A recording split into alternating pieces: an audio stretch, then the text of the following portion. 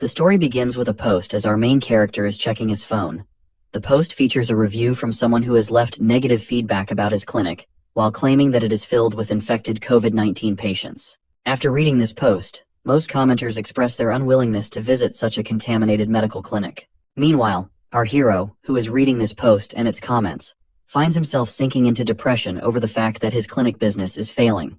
COVID-19 has broken out just as he opens his clinic, and after 3 years in the medical field, he can't understand the unfairness of fate, that why does this have to happen to him in this way? He is also depressed that people visiting his clinic get infected, and others are leaving negative comments about it. Suddenly he feels a shift in the world around him, as if the sky is beneath his feet. After a moment he goes blank. With that, his journey from a regular Korean doctor to a divine physician in the novel begins. Now his system is developing in a weird way, as it is allowing our guy to power up, unlock skill, and summon creatures if he boosts his HP. For this purpose he has to treat his internal organs. His current HP is 0. With that, he opens his eyes and remembers falling into the Han River. He sees a silhouette in front of him and assumes it must be someone who rescued him, even though he has thousands in debt. But he's still relieved to find himself alive. He finally notices that his surroundings and realizes that he's not in a hospital.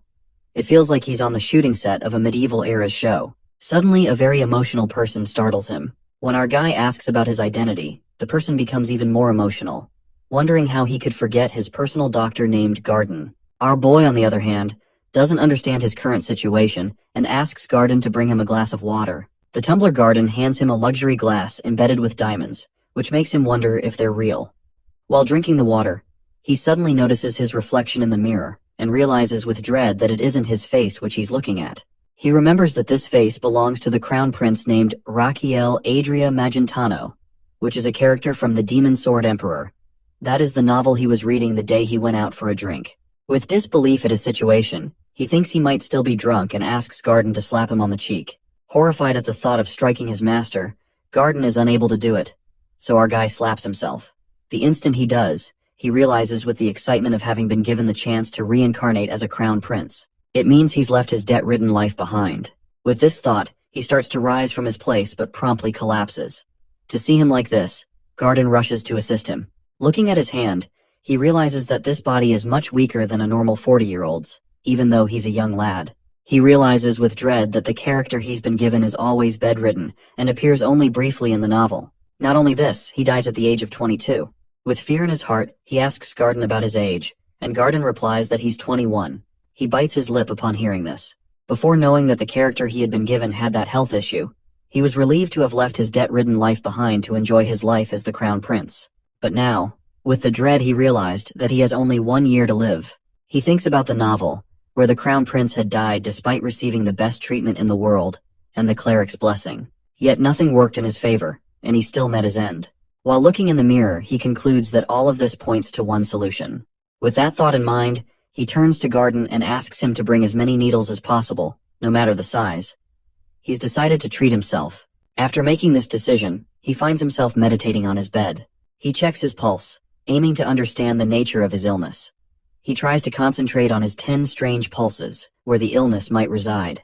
If one of them shows symptoms, there's a chance he's dealing with an internal injury. At this moment, Garden interrupts him, as he brings the needles he had ordered and laying them down before him. After inspecting them, he picks one up. Seeing him warming up the needle, Garden expresses his curiosity about the purpose of the needle. He haughtily replies that he's going to poke his body with it, leaving poor Garden horrified, who is thinking his master is about to harm himself. He pleads with him not to do it.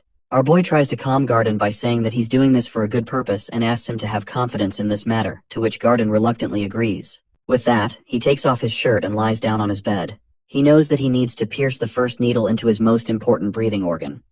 To do this, he must calm his breathing. Near his shoulder is the point called Tai-in, which is the lung meridian of the hand.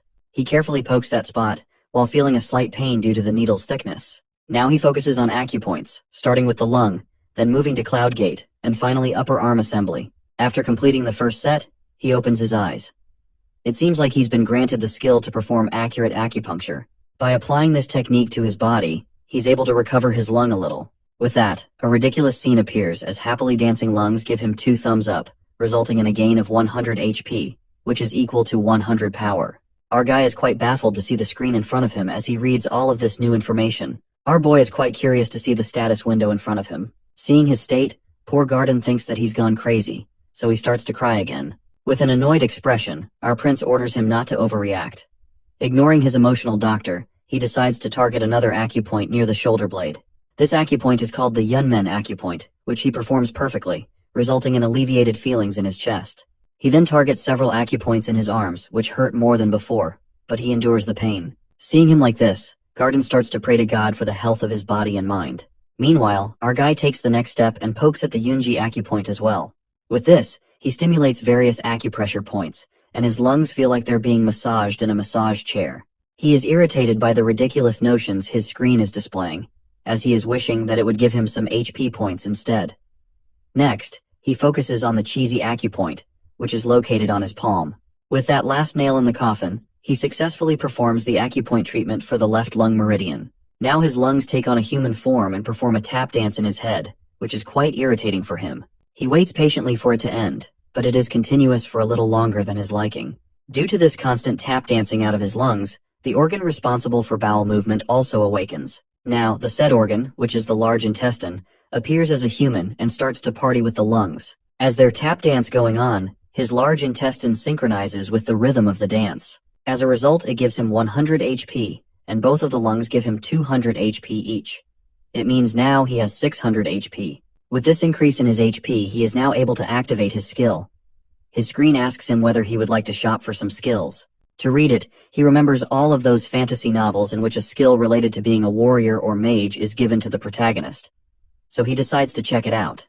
Contrary to his expectations, the skills he has shown all relate to medicine and treatment. He thinks that all of the tasks he has done in his past life. To see the list, he decides to choose the pulse reading, which helps him diagnose the illness, which is the foundation of all treatment and prescription if done right. For 500 HP, he purchases this skill with the first stage. By acquiring this skill, he is able to roughly diagnose the health condition of his patients. He later gets the report at the basic overall health check report. To see that, he decides to read his pulse over again. He checks his report, then the system informs him that his body is in the worst condition and he has a minimum of 3 months to live. He thinks it is even shorter than that mobile contract. So, he again concentrates on his treatment through acupressure points. He wonders if inserting a needle in a clockwise direction while twirling it using the reinforcing and reducing method will work. He can breathe out during this process while extracting the needles with respiratory supplementation and a draining method. So he performs it and is amazed to see that his life has extended by 1 day with it. He is so excited that he starts to perform it on another hand as well, which results in him bleeding. Unlike last time, his system warns that he has overdone the acupuncture and recommends that he should do once in every 3 days. Now his organs are shown lying on the floor. He concludes that the patients need to be stable to endure the continuous acupuncture treatment. But his body is quite weak to tolerate such treatment. He then analyzes his situation and concludes that even though the acupuncture treatment is working, with his body's weakened state, he is only able to extend his life for 1 month and then die eventually. After contemplating for a while, he decides that he needs medicine to treat his body. For this purpose, he turns to Garden, who is a doctor in this world.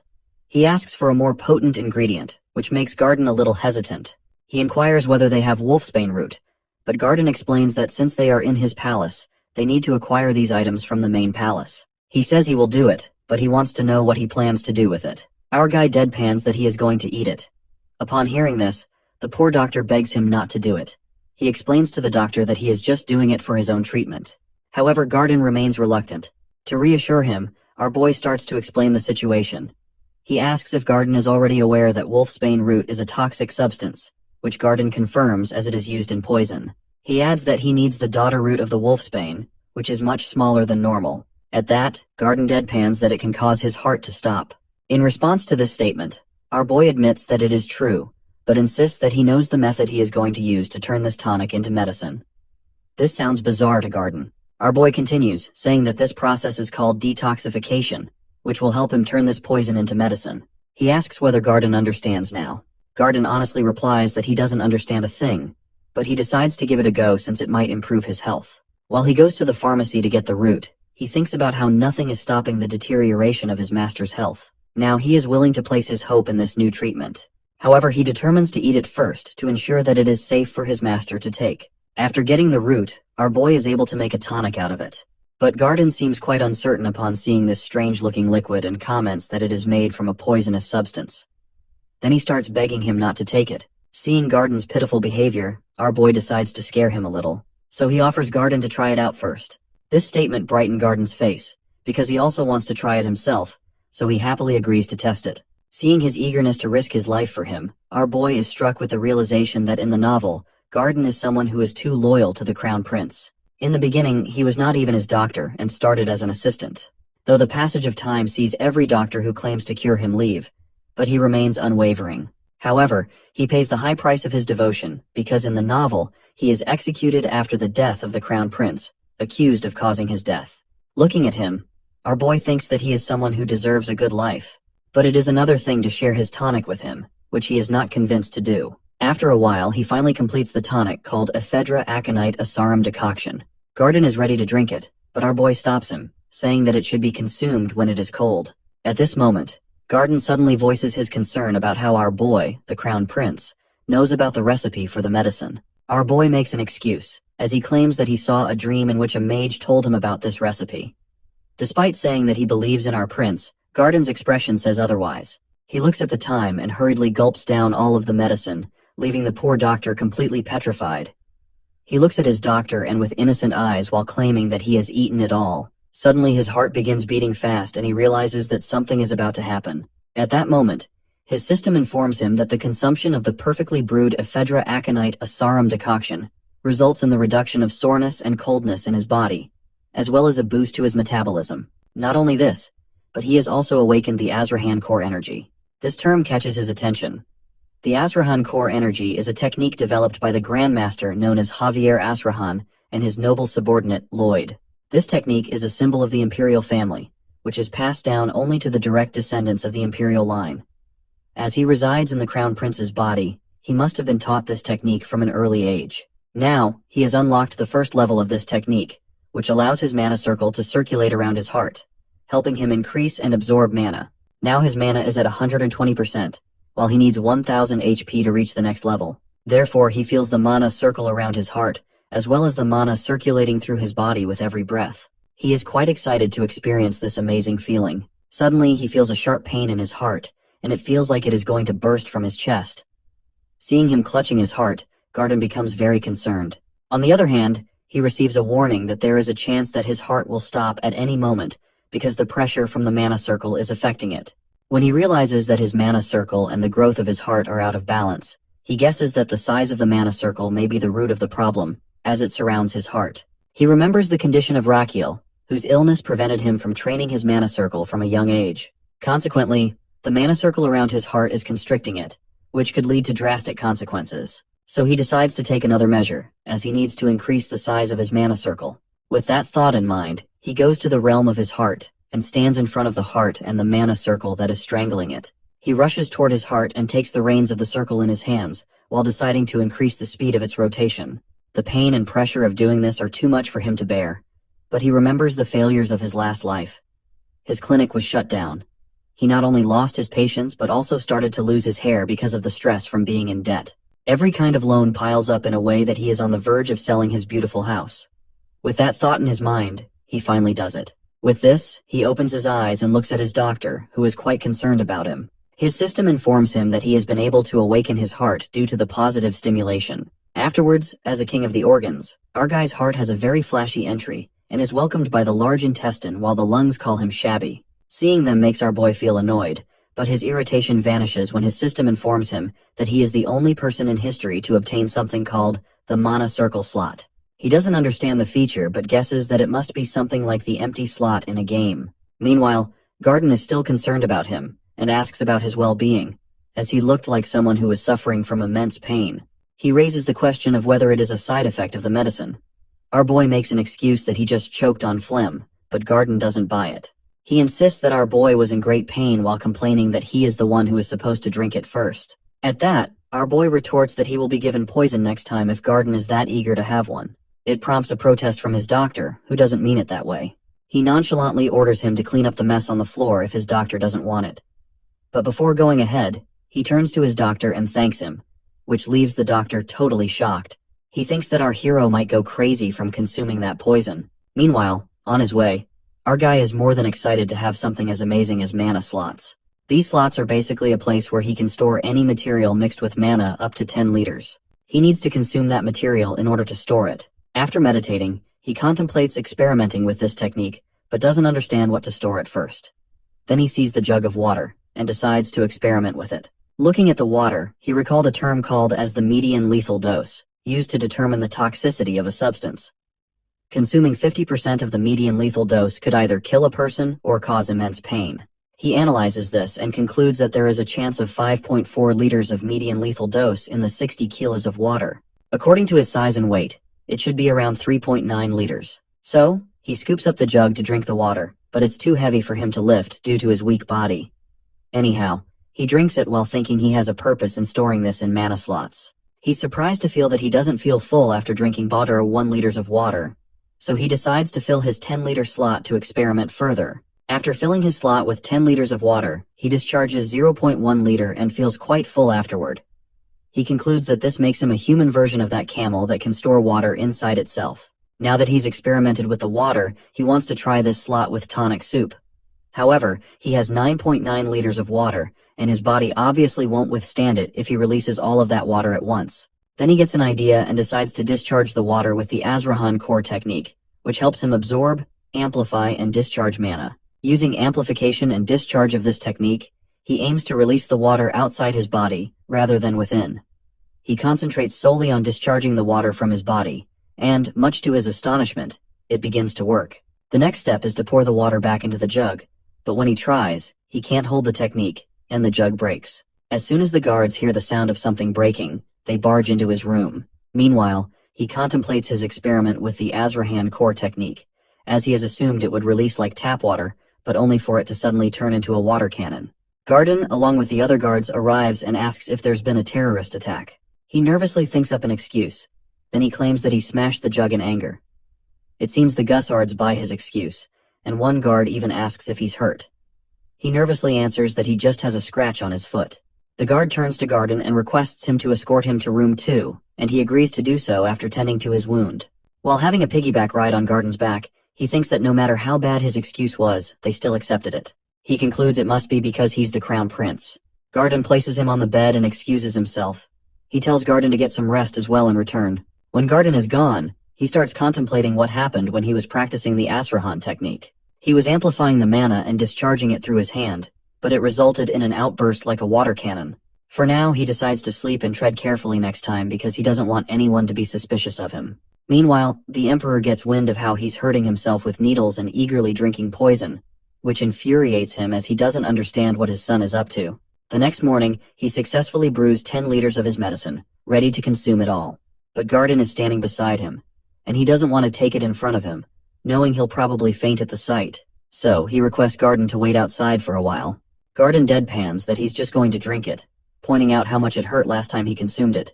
He even reminds Garden of the excuse he made, claiming he choked on phlegm. Garden expresses his concern over the fact that he's made so much tonic this time. Our boy makes an excuse, saying that he's experimenting with something, although he only intends to take a small dose since it's impossible for him to drink it all. At that, Garden tries to laugh off that indeed he can't do it.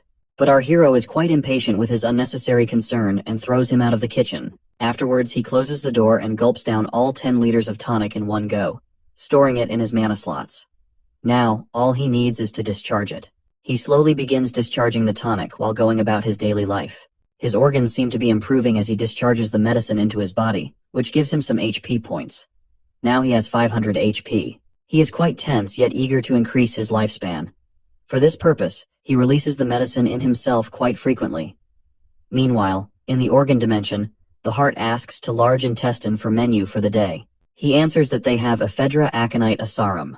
Not only this, they have the same menu for the whole day and even for the next day as well. At that, his system warns him that his organs are sick of having the ephedra aconite asarum again and again. He annoyingly replies that they'll have whatever he gives them. While having his meal, his system informs him that he has extended his lifespan by 50 days, so now he has 133 days left to live. He stands up in excitement, startling the maid. She begins apologizing furiously. He's confused, wondering why she's asking for forgiveness like that when she's only broken a cup. He gets his answer when she begs him not to whip her like last time. At this, he grows tense. as he realizes that this crown prince has been whipping the girl. He asks if he really did it, hoping she'll say no. She answers negatively, which brings him relief. But she adds that he didn't do it himself. He asks what she did to deserve such punishment. She replies that she dared to spill a drop of water on his sleeve. This makes him think that this crown prince must be a truly cruel person. He doesn't like the scenario as he sits down on his bed while he tells her to leave after cleaning everything, which brightens her face. When she leaves, he turns to Garden and asks about his behavior toward him and the other servants, as he doesn't remember much about himself. Garden tries to sugarcoat things, but he warns him that if he does, he'll eat all of the poison right in front of him. At that, Garden tells him about his cruel and rude behavior toward the servants. He is quite frustrated after listening to all of this. He even understands why the guards had bought his ridiculous excuse about breaking that bottle. At that, one more question arises, that why someone like Garden is so loyal to him. He asks Garden about it as he doesn't seem scared of him. At that, he softly answers that it's because he truly knows what kind of person he could be and trusts him in this regard. In a flashback, it's shown that when Raquiel was a child, he saw him protecting a small chick from the rain, while he himself was drenched. Remembering this, he adds that he trusts Raquiel to return to his kinder self as his health improves. Thinking about Raquiel thanking him, Garden feels as though it's already happening. He offers Garden a pastry, which he accepts with some reluctance. In this moment, he vows to never let Garden be accused of his death. For this purpose, he will have to survive. Just then, someone rushes in and opens the door with a bang. Calling for him, this servant hurriedly tells him that the Emperor has summoned him. The scene shifts to the main royal palace, where Raquiel is shown approaching the court of his father. As soon as he greets his father, the Emperor immediately notices his awakened Azrahan technique. He also senses the nervousness of our guy. Meanwhile, our boy is quite tired from bowing before him and waits for him to get over it so he can stand up. The Emperor asks about his life in his side palace and whether it's up to his satisfaction, to which he answers affirmatively. Meanwhile, he is quite irritated at the fact that he has to stay bowed while talking to him. The Emperor then asks him what he heard about him as he is piercing himself with the needle and consuming poison at home. He tries to deny it. The Emperor starts to babble about how he is losing his dignity as a crown prince, and that if he thinks he can't bear the burden of being the successor, he can pass it to his second brother. Our guy, who doesn't expect this, politely refuses the proposal. The Emperor is quite angry at his refusal. However, our guy, on the other hand, pauses for a moment, while realizing that the Emperor has every right to strip him of his status as the successor, yet he chooses not to do it. Now he understands that why the Emperor asks him instead, because he wants to show the world that his son has done this to acknowledge his younger brother. Therefore, he understands this devious political maneuver, but he doesn't plan to go down without a fight, no matter how weak he may be. The Emperor, on the other hand, is so furious that he stands from his throne and accuses him of bringing shame to their imperial family because he wants to keep the title of Crown Prince. Our guy scoffs at this because he doesn't care about the title. In reality, he has read the novel, and according to it, the second prince is not capable enough to handle the age of Chao that is coming soon. Consequently, he will cause the downfall of the imperial family and the empire. So he turns to the Emperor and expresses his thoughts that he doesn't care about his title, but the prosperity of his family. So he proposes to give him a chance to prove that he is better than the second prince. Then the scene shifts to the side palace in which Garden is eager to know the reason behind the Emperor's summoning to him. He explains everything to him while dropping the bomb that he is going to have a sword duel with the second prince, which makes Hugged Doctor pack his stuff so that he will leave after his master defeats him. Meanwhile, the Emperor thinks about Raquiel's words and curiosity about this new side of his son. That's why he accepts his proposal. The next day, everyone in the Empire gathers to witness the sword duel between the brothers. The girls aim for the second prince, Theodore. On the stage, our guy is found exercising for the duel when Theodore approaches him. He tells him that he doesn't need to do it. He worriedly says that he doesn't want him to risk his health because he wants to give legitimacy to the throne to his brother, because everyone knows the result of the duel. He adds that he doesn't want his brother to sacrifice himself for this purpose. At that, our guy is ready to start a fight and informs him haughtily that both father and son misunderstand his intentions, because he doesn't have any intention of losing.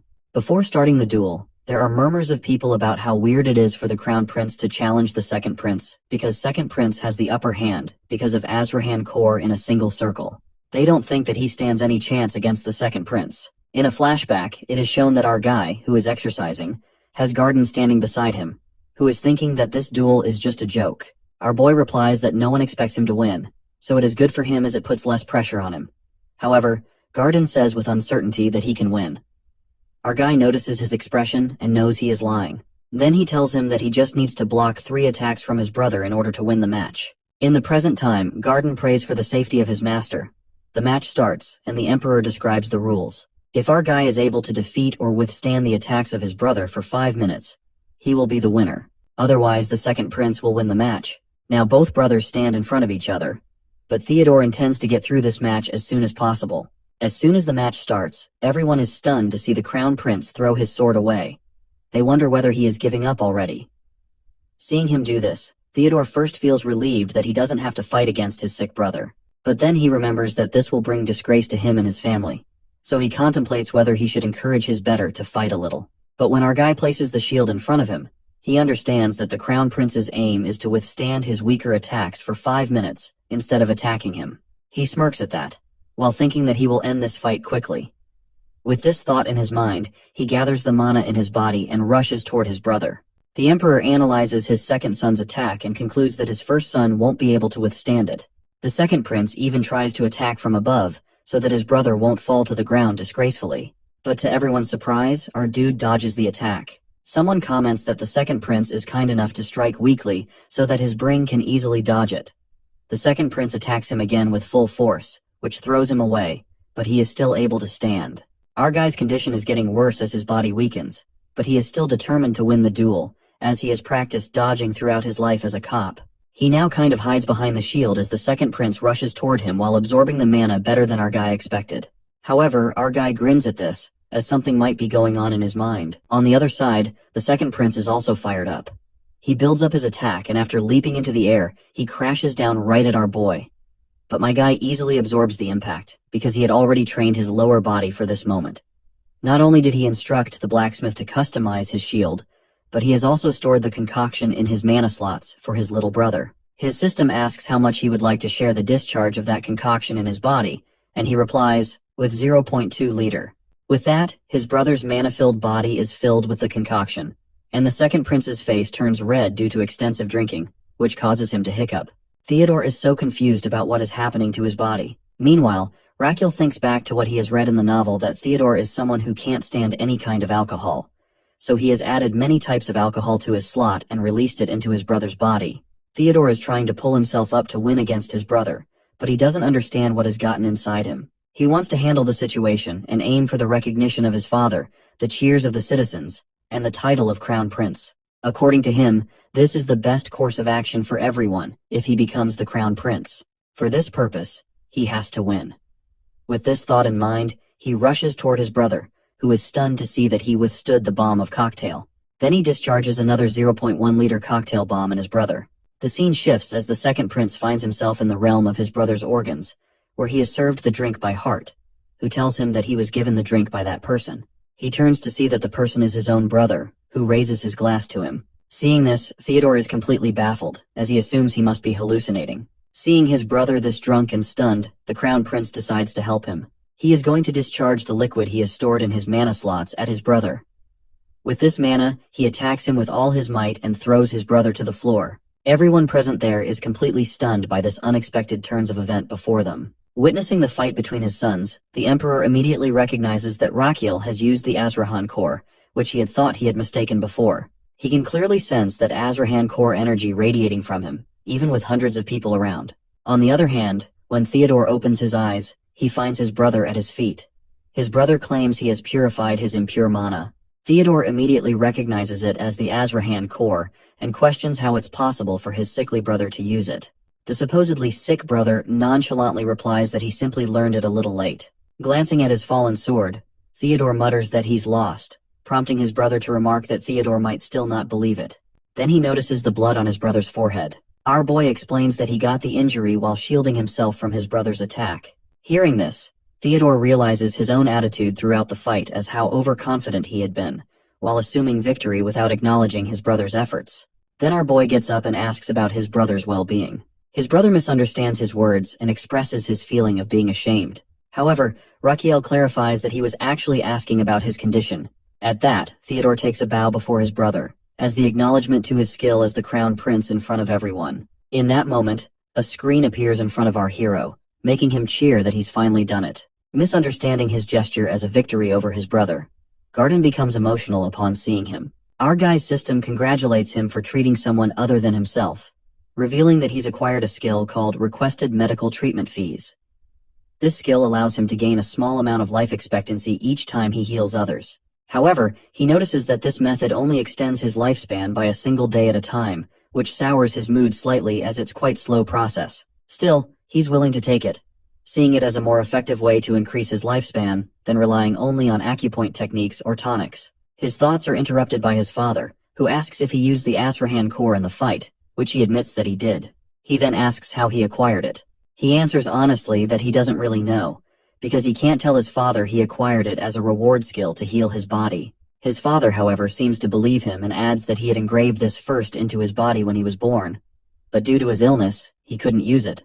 The Emperor adds that our boy has managed to overcome the shortcomings of his body and use it anyway. Thinking his father is praising him, he thanks him. However, his father interjects that all of this ruined his initial plan, which makes him wonder about the meaning behind his father's words. The Emperor turns his back to him, while assuring his son that despite his Oramos, he acknowledges his position as the Crown Prince, as he promised. Then he pauses, then warns him that he'll be keeping an eye on him to see if he's truly capable of succeeding to the throne. All of this makes our guy angry, but the Emperor is also frustrated by his lack of response, and shouts at him to show him some response. Instead of answering directly, the Crown Prince begins advising his father that he should keep sword fighting since his muscles are getting stiff. He adds that he needs to eat more vegetables and quit his tobacco habit. The Emperor demands to know who his son is to advise him like this, but our boy sincerely replies that he's only saying it out of concern for his father. A while later, the Emperor is seen riding in his carriage, while scoffing as he thinks about the change in his son's behavior. It seems that he's also worried about his son using Azrahan core technique recklessly, which could endanger his health. He reflects on the high expectations he's had for him, even he is sick, but now, after today's events, he finds himself holding on to a glimmer of hope for his son's future. Meanwhile, on his way back home, our dude is thinking about his own father from long ago, who died of a heart attack, since he skipped studying to play when he received a call about this bad news. He regrets it now, but it's far too late. Thinking about the Emperor, who could still have a chance, he decides to protect his father as well, while using his skill which will also help to extend his own life. At that moment, Garden appears again, his face emotional, while requesting his master to ask him why he's crying. Feeling awkward, he asks him anyway. Garden expresses about his pride in his master for winning the fight, no matter how tough it was. He brushes off Garden's concern, while adding that he'll now rest as he has many things to do tomorrow. To sense his confusion, he explains that he has to meet someone the next day. Later, Garden is seen with a guy at one of the top 10 restaurants in the capital, called Sorrentino. The guy asks if he knows about this restaurant. He replies that he's a regular customer there. It turns out that the guy is none other than our Crown Prince, who has disguised himself. When the waiter comes to take his order, he gives a strange request, like asking for grape wine without grapes, and saying he'd like eat until sunrise. It seems like this is some kind of code, because as soon as he gives the order, the waiter instructs him to follow him. Both of them get up from their seats while Garden looks bewildered by what's happening. Our boy tells Garden to follow the waiter, saying he'll understand soon enough. After a while, the waiter leads them to a staircase. Garden is still confused about how the Crown Prince knows about this place. He himself knows of it only because he's read about it in a novel. Garden asks why they're there. He ambiguously replies that he's there to collect some treatment fees, leaving Garden puzzled by his words. Changing the topic, he asks Garden if he knows someone named Damien, to which Garden responds negatively. Instead of explaining further to his loyal doctor, he opens the door at the end of the stairs. There they find a battle arena where two fighters are battling each other as the crowd cheers them on. Garden asks again about this place. He happily replies that it's a secret location. Then, looking around, he spots a tough-looking guy in the ring. Garden asks if this is the Damien person he mentioned before, to which he responds negatively. Just then, the door on the far side opens, revealing the true protagonist of the novel he's been reading in his world. This person is Damien Kyan. Everyone is cheering for Damien as soon as he enters the Colosseum. The host tells his tough-looking guy to leave the place, then introduces Damien, who is going to fight the main match of the night. He is just 17 years old when he joins the life of the underworld and defeats everyone over the next 3 months, which earns him the title of the Sword Genius. Then they let Damien's opponent enter the arena, which is a roaring troll rushing toward him. Our boy, who had been watching the spectacle, is also afraid to see a real troll there. Garden protests as well, because he assumes that they are planning to feed a human to the troll. Meanwhile, on the lower floor, the berserk troll is quite furious and tries to attack him, but Damien gracefully dodges its every attack. Damien, who is looking intently at the monster, unsheathes his sword, and with one swift motion, he slays it in two.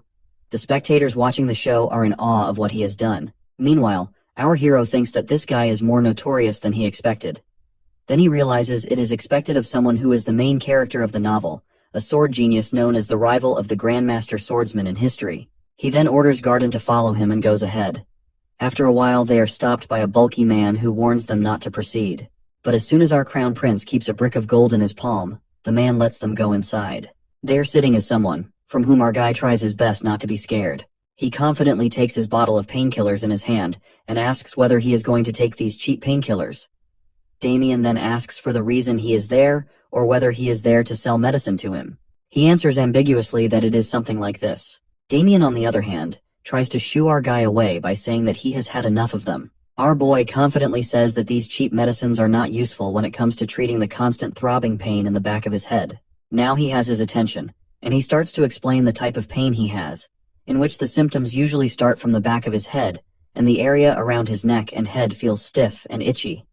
He asks whether his shoulders and neck feel numb. Our dude detects the suspicious look in his eyes for him, as knows these things about Damien. He explains again about his condition, while adding that he feels immense pain from the sides of his head and between his eyes. Not only this, he feels goosebumps on his body, and his eyes pop out. Our guy is also acting out all these things while describing all of his conditions. While Damien looks at him intently, our hero continues his melodrama, while trying to convince him that instead of getting to the root of his problem, he is relying on painkillers, which are not a standard form of medicine. Damien is annoyed by him and ponders killing him for a moment. In the end, he tells Damien to use his mouth to say something, which annoys him because Damien thinks that he is the one who is not letting him say anything. Anyway, Damien asks about the identity of our guy, who jokingly tells him the truth that he is the crown prince, which irritates Damien. To convince him, he lies that he is sent there by Kuzman, who is kind of a sponsor for Damien.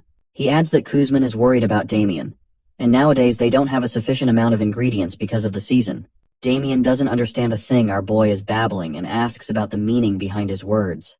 Our boy explains that he has found a new way to relieve his pain. Damien asks whether it involves new medicine. Our boy answers that this matter can't be treated with that medicine, so there is a need to eliminate the root of his pain. He asks him to strip off his shirt and lie down so that he can explain the process of treating him. Damien does what he is told. His back is full of scars. Our boy jokingly asks whether he is scared, but he answers negatively while irritated, adding that he is a warrior who has hurt people and vice versa, which shuts him up. He then scoops a junk of moxibustion and asks whether it is his first time seeing something like this. Our guy places moxibustion on his back. Then he fires the substance onto his back while Damien nonchalantly remarks that such a treatment doesn't scare a warrior like him. However, after a while he is trembling with the pain, which makes our boy joke about it. He seriously hopes that he can bear the pain. He thinks about this guy who has a curse mark on his back, which is the reason he doesn't leave the underworld. Whenever he goes to fight, he feels immense pain. To cope with this pain, he starts taking lots of painkillers. He borrows and has to have another fight in order to pay his debt. This is the life of the protagonist of this story. He curses Kuzman for inflicting this cruel cycle on Damien. He now tries to smear the mark on his back with this process. He happily thinks that if he is able to cure Damien, he will not only extend his lifespan, but will also have his support. He decides to treat the other gladiators afterward. After the treatment is over, he tells him to get up. He looks intently at the mark on his back, which he has successfully cauterized. He then asks about what he is feeling at this moment. With an expression of disbelief, Damien expresses that he feels quite refreshed, something he hasn't felt in a long time. Our boy explains that he needs more sessions of that treatment. During this time, he needs to avoid touching the blisters on his back, oily food, and overexerting himself. He is struck by the last demand. Our boy explains that he shouldn't fight, which meets with a protest as it is not something Kuzman will allow. At that, he consoles him by saying that he will take care of that matter. Now Damien understands that our guy is not what he has told him and asks about his identity with a baffled expression. Our boy proudly tells him that he is a crown prince, but Damien doesn't believe him and remarks that he must have a reason for avoiding revealing his identity. Our boy decides to let go of this matter and instructs Damien to do whatever he has told him to do. Besides, he strictly tells him not to go to the Colosseum no matter what is happening there, as it is a safer place for him. In the end, he adds that this is their only way to meet each other. Upon hearing this, Damien's face turns red, and he eagerly agrees with him. On their way back, there are hundreds of questions Garden has about this illegal place, but he asks him to help him to find something. When asked what it is, he tells Garden to look for a man with black hair, a ponytail, and slit eyes. After looking in some places, he finally finds him in a bar. He sits in front of him and gets straight to the point, saying that he needs to buy Damien, so he should tell him about his total debt as well as the cost of breaking the contract. At that, Kuzman demands 9 trillion magan, which could only be afforded by someone as wealthy as a crown prince. Our boy explains that he is the crown prince. That person starts to laugh at his expense and tells him that if Raquiel is a crown prince, then he is also the one with the name of the crown prince that sells the medicine. Then he tells him to get lost if he doesn't want to buy medicine. When our boy leaves, he summons a man and asks him to investigate our dude to know about his identity. He even asks him to torture him however he wants in order to get that information. After 1 hour, the same person he sent to torture our crown prince is thrown in front of him, bleeding and injured. He is baffled to see him and asks who has done this to him. Then he sees the royal guards in front of him, who announce that the secret royal inspector is before them. Then our boy takes off his wig and shows him the royal badge. It is 1 hour ago that Garden and our boy are going somewhere, while being aware that they are being followed by Kuzman's man. He tells Garden to act normally so the follower doesn't suspect that they know he's there. He knows it is inevitable that Kuzman will send someone to follow him, which is why he approached him in the first place. The next moment, when the stalker turns, he collides with the royal inspector. The royal guards have accused this stalker of attempting to assassinate the crown prince. Now they stand before Kuzman. Our boy has returned the badge to the secret royal inspector, while Kuzman tries to grasp the situation. But before he can react, our boy orders his royal guards to raid the place, especially to capture Kuzman. With his order, everyone rushes to subjugate the place. Witnessing the scene in front of him, Garden thinks that the crown prince really has changed. Now he worries about his country's security, which is why he's raiding underground organizations. On the other hand, the crown prince seems more than happy to see the people around him. If they get injured, then he has a chance to heal them. He'll have an opportunity to extend his lifespan. Meanwhile, Kuzman hides in the corner while contemplating the situation. He wonders about the crown prince's interest in buying Damien while he's trying to escape. As he rushes toward the gate, he decides to stay hidden until things cool down. But as soon as he opens the door, he finds himself at the edge of several swords. Meanwhile, our guy makes a bet with his doctor that he will come out from this gate. And now he demands 500 magan from the poor doctor. He then comes forward and starts to babble about how important it is to pay for one medicine. When Kuzman yells at him, while asking what that crazy shit he is talking about, he clarifies that he comes with good intentions to clear out the medicine expenses of Damien and offers him a good deal. But he is the one who throws it away. Hearing this, he is infuriated and about to hit him, but his face meets the iron fist of the royal guard. Next moment, he is warned to stay down. Finding no escape route, he decides to use the capsule bomb that contains poison in his mouth and spits it out. After 5 seconds when he has planned to spit the capsule. In this way, everyone in the vicinity will be paralyzed, while exposed to the capsule, and he will escape and kill the crown prince. He is content with his perfect plan. He is about to split the capsule while counting down from 5 to 1. But before he can spit it out, Raquiel shuts his mouth with his palm. Kuzman realizes that he knows his every move. At that moment, the time for the bomb to explode has reached, and it explodes in his mouth. The paralysis process begins, and he needs to take the antidote as soon as possible. With trembling hands, he tries to take it out from his pocket.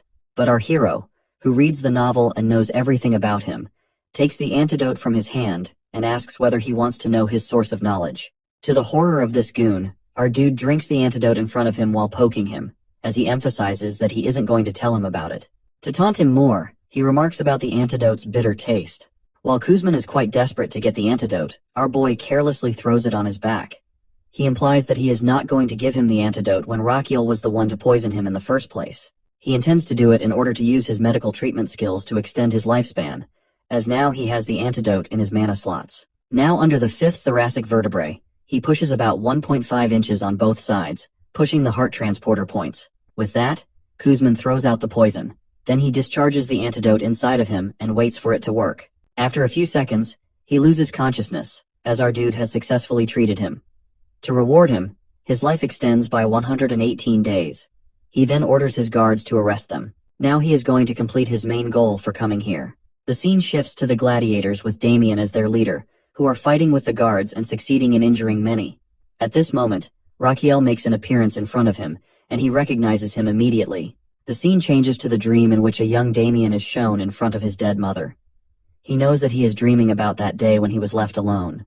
At this moment, someone tells him to wake up, and he opens his eyes, finding himself in front of Garden, who introduces himself, and Damien also tells him his name while shaking his hand. Our crown prince interrupts their introduction and asks both of them to follow him as they have many things to do. Afterwards, they arrive at a moxibustion clinic. They find other gladiators there as well. Damien asks about the place where they are. He answers that it is a treatment clinic. Another gladiator expresses his wonder about his reason for being so nice to them, as he doesn't only shelter them in his palace while rescuing them from Underworld, but is also going to treat them. He thinks, while looking at them, that his main reason for treating these gladiators is to free them from their curse marks. While doing this, he can extend his lifespan, as most of them are young people, which helps him boost his own lifespan. He starts by saying that he is not going to do it out of goodwill because everyone knows that he himself is quite a sick person. One of them chimes in that everyone in the kingdom knows this, and our guy promises in his mind that this person will get the most painful treatment. Anyway, he continues saying that since the doctor failed to find a cure for him, he is now doing it himself. Then he turns to Damien and asks whether he gets what he is trying to explain. Damien answers that they are there to be his test subjects, which he confirms. Everyone is quite worried to hear it. But our guy counters by asking Damien what he felt after the last treatment. Damien answers that he felt relief from nerve pain. Upon hearing this, everyone feels relieved if Damien is providing the testimony in Crown Prince's favor. Then he asks everyone if they feel uneasy about getting treatment. When no one answers, he instructs them all to strip off their shirts and lie down on the beds. After 6 days, every gladiator is shown in the worst condition. They are constantly throwing up and breaking out in cold sweats due to not taking painkillers. Our boy is quite nervous to see the results of his treatment. He turns to Damien and asks if he is feeling dizzy or throwing up. Damien answers that he is, but he's holding up. Now he understands that Damien is an exception, because he is the protagonist of the novel for a reason. He then dismisses everyone to their accommodations but instructs Sergio to stay. He comments on his bad condition because of withdrawal symptoms, but Sergio tries to say that he's fine. Then he shows him the needle, saying that he is going to help him with it. Meanwhile, he is thinking that he's not sure whether the acupressure treatment will work on Sergio or not. But Sergio is the one who has been taking the painkiller for the longest time, so he needs to be the test subject for this. He considers targeting his running point near his stomach. While he's thinking about all this, Sergio rises from his place, looking quite powerful in his form. He then jumps on our guy and grabs his throat with both hands. Raquiel is having a harder time breathing, but Damien comes at the right time and knocks Sergio away from him. Raising his hand to help him up, he asks about his well-being, which Raquiel answers positively. He looks at the unconscious form of Sergio and concludes that, because of his severe withdrawal symptoms, he is highly sensitive to any minor stimulation. This is why a small needle will hurt him like a sword. To resolve this problem, he needs thinner needles. After a while, he is seen in his study, reading a letter from a blacksmith. To summarize the letter, the blacksmith apologizes to him for being unable to make multiple thin needles as fine as thread. The letter adds that only a dwarf artisan could achieve such a feat. At this moment, he gets a notification from his system, warning that he is stressing too much, which could lead to nervous illness. His organs are trying to cool down the heart while trying to give him a hint. Seeing him lost, his system reminds him that he can summon a monster or unlock a skill by using his HP points. He then selects the Summon Gacha option for the cost of 300 HP. While confirming the purchase, he hopes to get a good summon. His system instructs him to verbalize the qualities he wants his summon to have. He demands a creature that can provide him with many needles of uniform thickness. After recording his request, his system provides him with 3 options with bizarre names like a happy summon that oinks, iron that discharges, and a cactus that discharge. Then his system informs him that one of these summons has a 100% ability to meet his demand, one has 50%, and one has 0%. Upon reading this, he realizes that this summon is a kind of gamble, so he contemplates which summon to choose. After thinking for a while, when he can't decide, his heart frustratingly tells him to choose the cactus, and he agrees. While his system prepares his gift, he pleads to God for the right summon. Then, a very cute porcupine is dropped onto his palm. Now his system is informing him about the qualities of his new summon. He can alter its size by feeding it either red sunflower seeds, which will make it huge, or blue seeds, which will return it to its original tiny size. Its name is Goswem, and it has the skill of producing an infinite number of thorns and attacking its enemies with them. He politely asks his summon for 3 thorns, each of different colors, and it provides them to him. He checks the white and brown ones. The white one has a mild pain effect, so he decides to use it for the gladiators. However, he's a little cautious of the black one, as it has a higher pain level. He doesn't even test it and decides to try it on someone else later. Then he goes to his clinic, warming up the needle. Seeing him, Garden asks about his summon, and he introduces it to him. At that moment, he makes up a story and tells Garden to ask the remaining details from the summon itself, then leaves the place. Garden is quite baffled by the situation, as he recognizes this creature as a summon monster.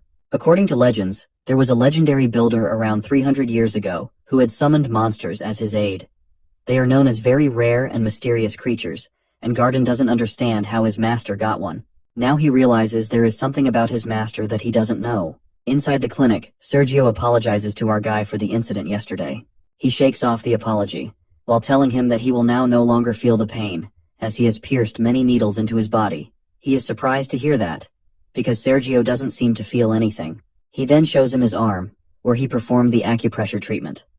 Afterwards, he has been performing this treatment on everyone.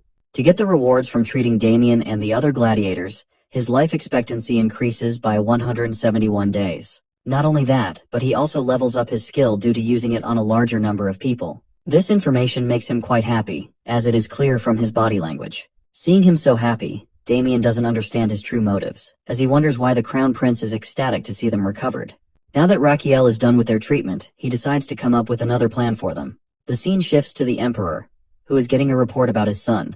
He is informed that the Crown Prince has 14 gladiators as his bodyguards, who are now officially recognized as royal guards. He is giving them salaries and other benefits for their work. At that, the Emperor starts to laugh at his son's expense, who should be resting in bed, but instead, he is getting a private squad. However, the next piece of information tenses him, as he is told that the Crown Prince has a habit of inviting every servant and guard to his side and poking them with needles. The Crown Prince is seen playing doctor with the numbers of servants. He asks one of them whether the needles he is piercing into his body hurt, and he gets a negative answer, despite the guard's expressions saying otherwise.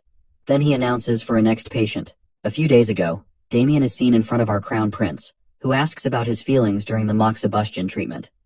Damien answers that it still hurts a little. At that, the Crown Prince gives him the good news that he no longer needs the treatment as he is fully cured, which leaves him confused. He then thanks the Crown Prince, but he meets with a protest from the Crown Prince. Raquel asks him to hear him out first.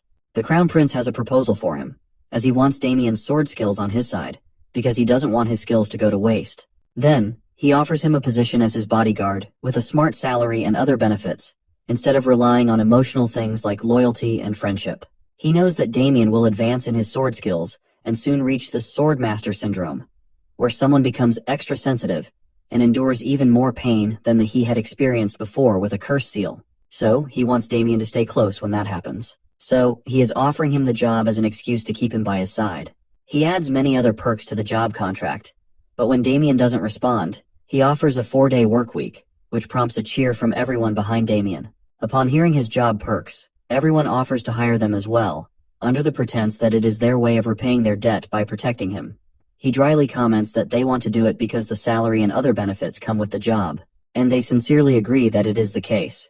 He is glad at their honesty, as he thought that people who claim to be loyal often hold grudges. So, he ponders on this matter and decides to hire them, as the original royal guards were loyal to his father, so it will be better to have his own private squad.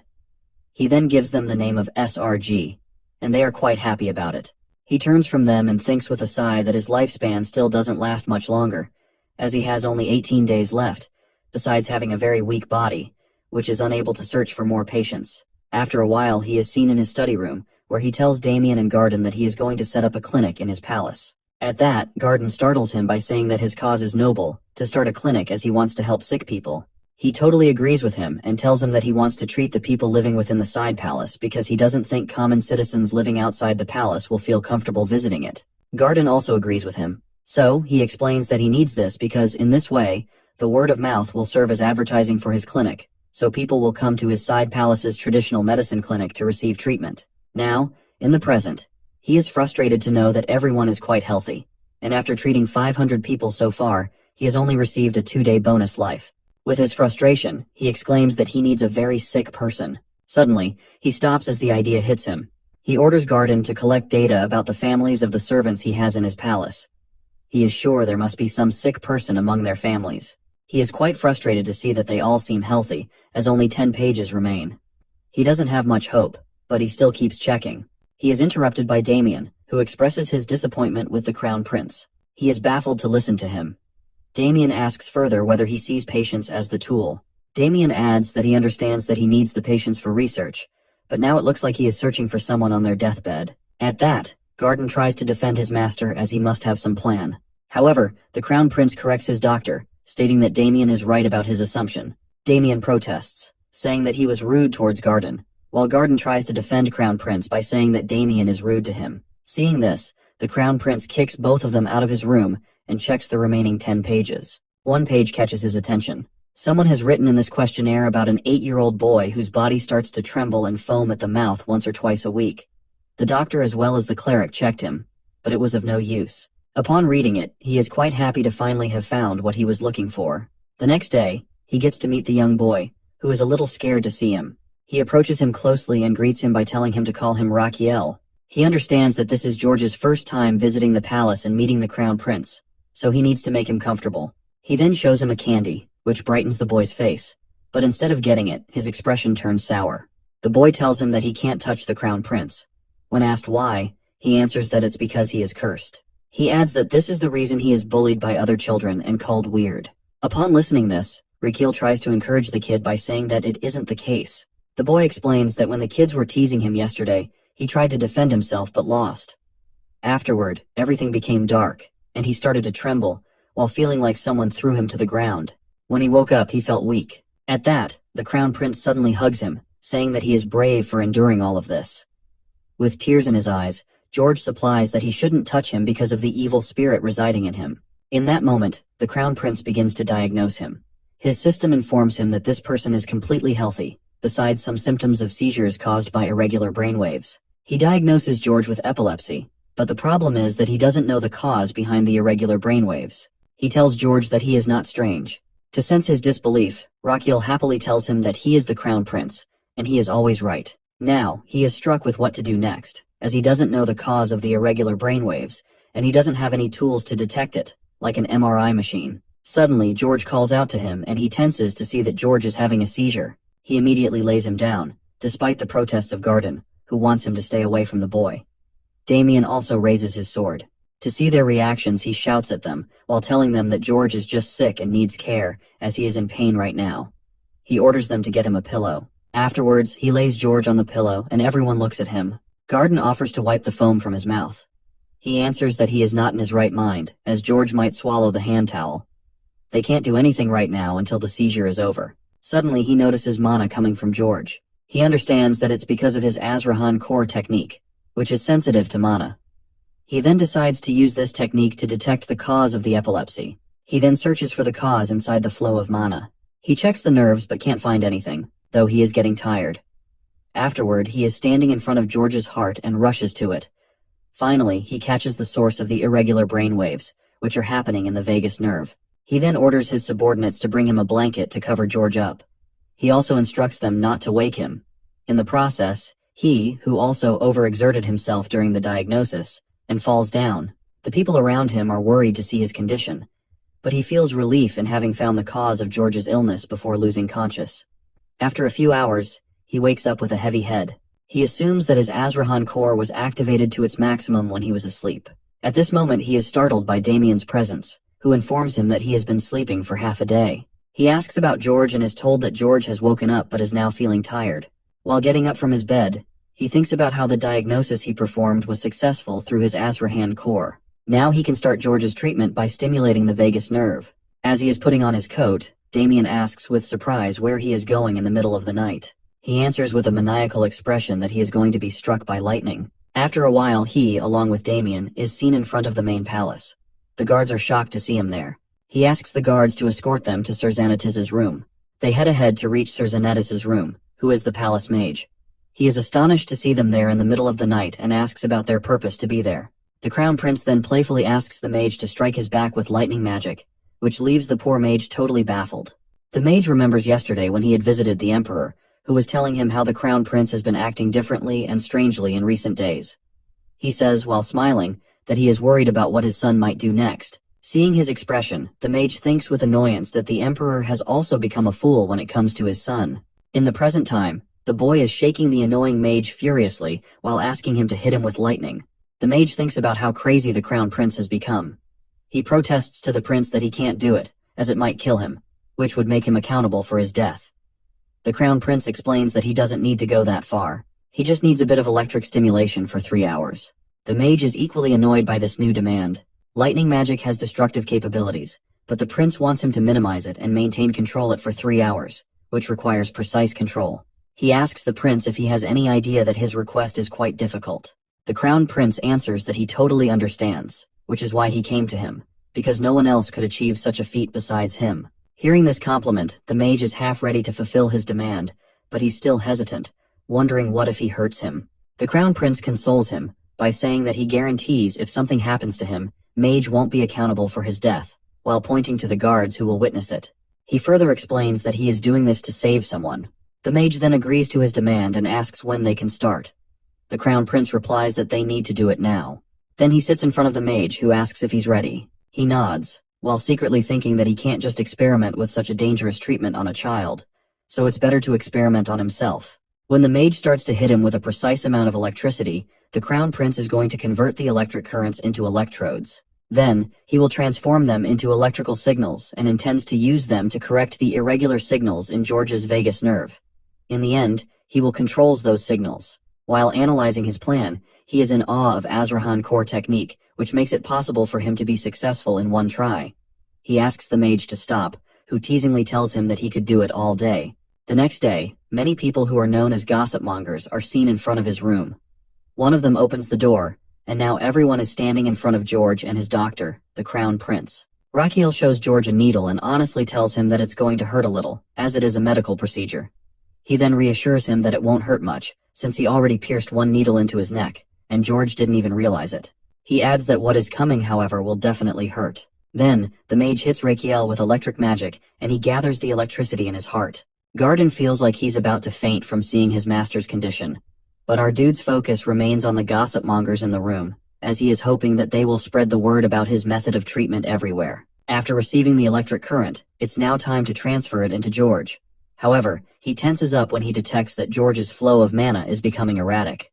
With dread, he realizes that George is about to have a seizure, so he must correct his nerve before it happens. George asks how much longer he has to stay like this. He answers that he has only 3 minutes, or if things go south, just 1 minute.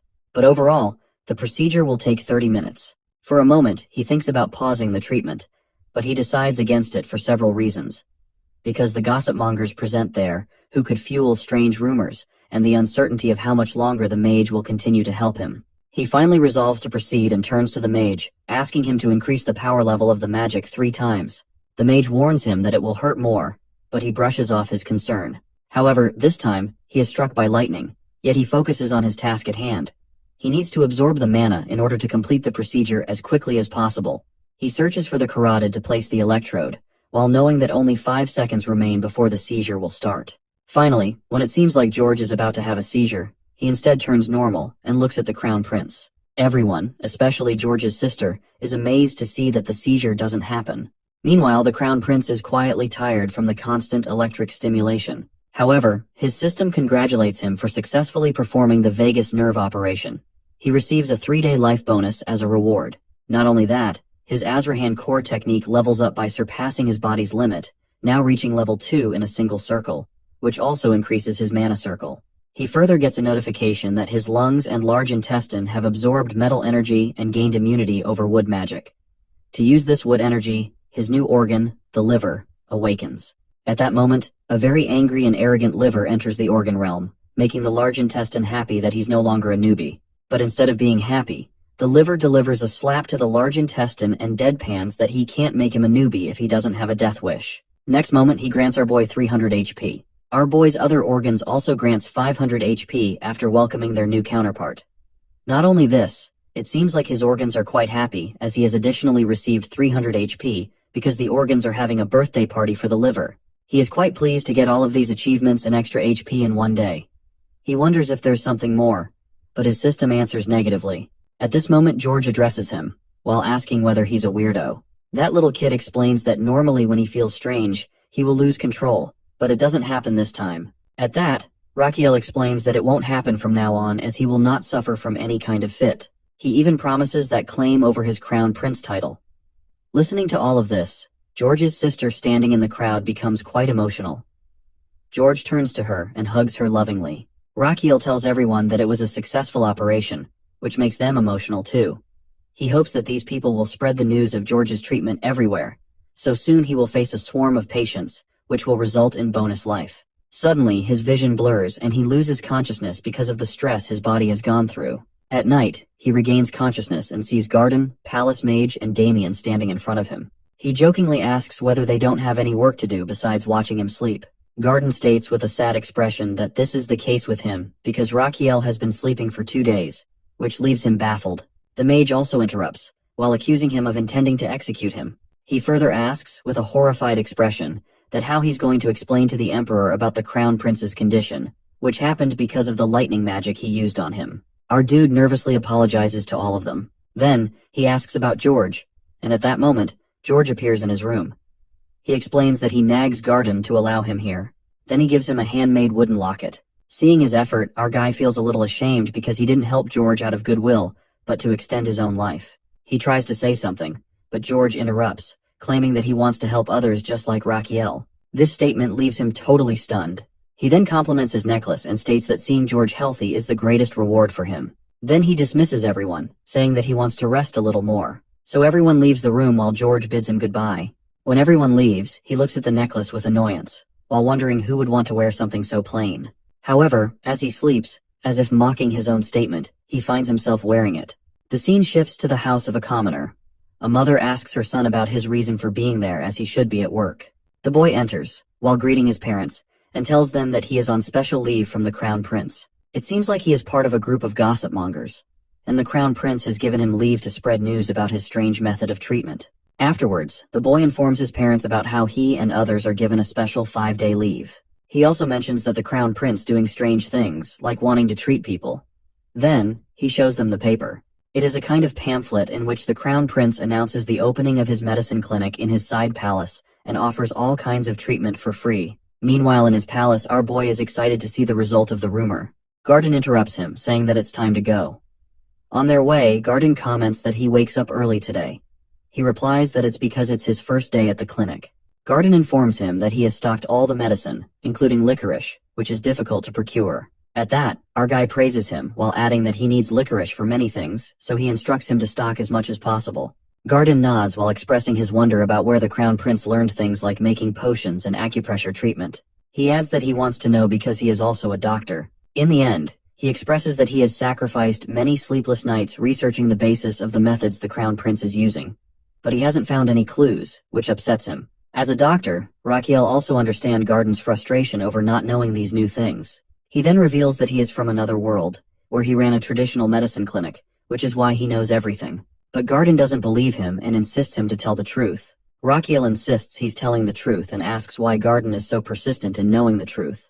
Garden answers with determination that he wants the satisfaction of becoming a better doctor, like Raquiel. In response, our boy tells him that he is already doing it and orders him to go ahead. As Garden walks away, Raquiel reflects that Garden is the reason he has come this far.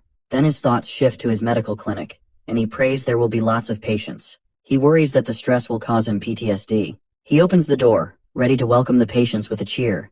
At first he pales seeing no patient in the hall, but then Garden points out for him to look below, and he is shocked to see tons of people standing outside, trying to make their way in. After a while he's diagnosing a patient when his servant asks about his work. He instructs him to check on the other patients to see if they need help.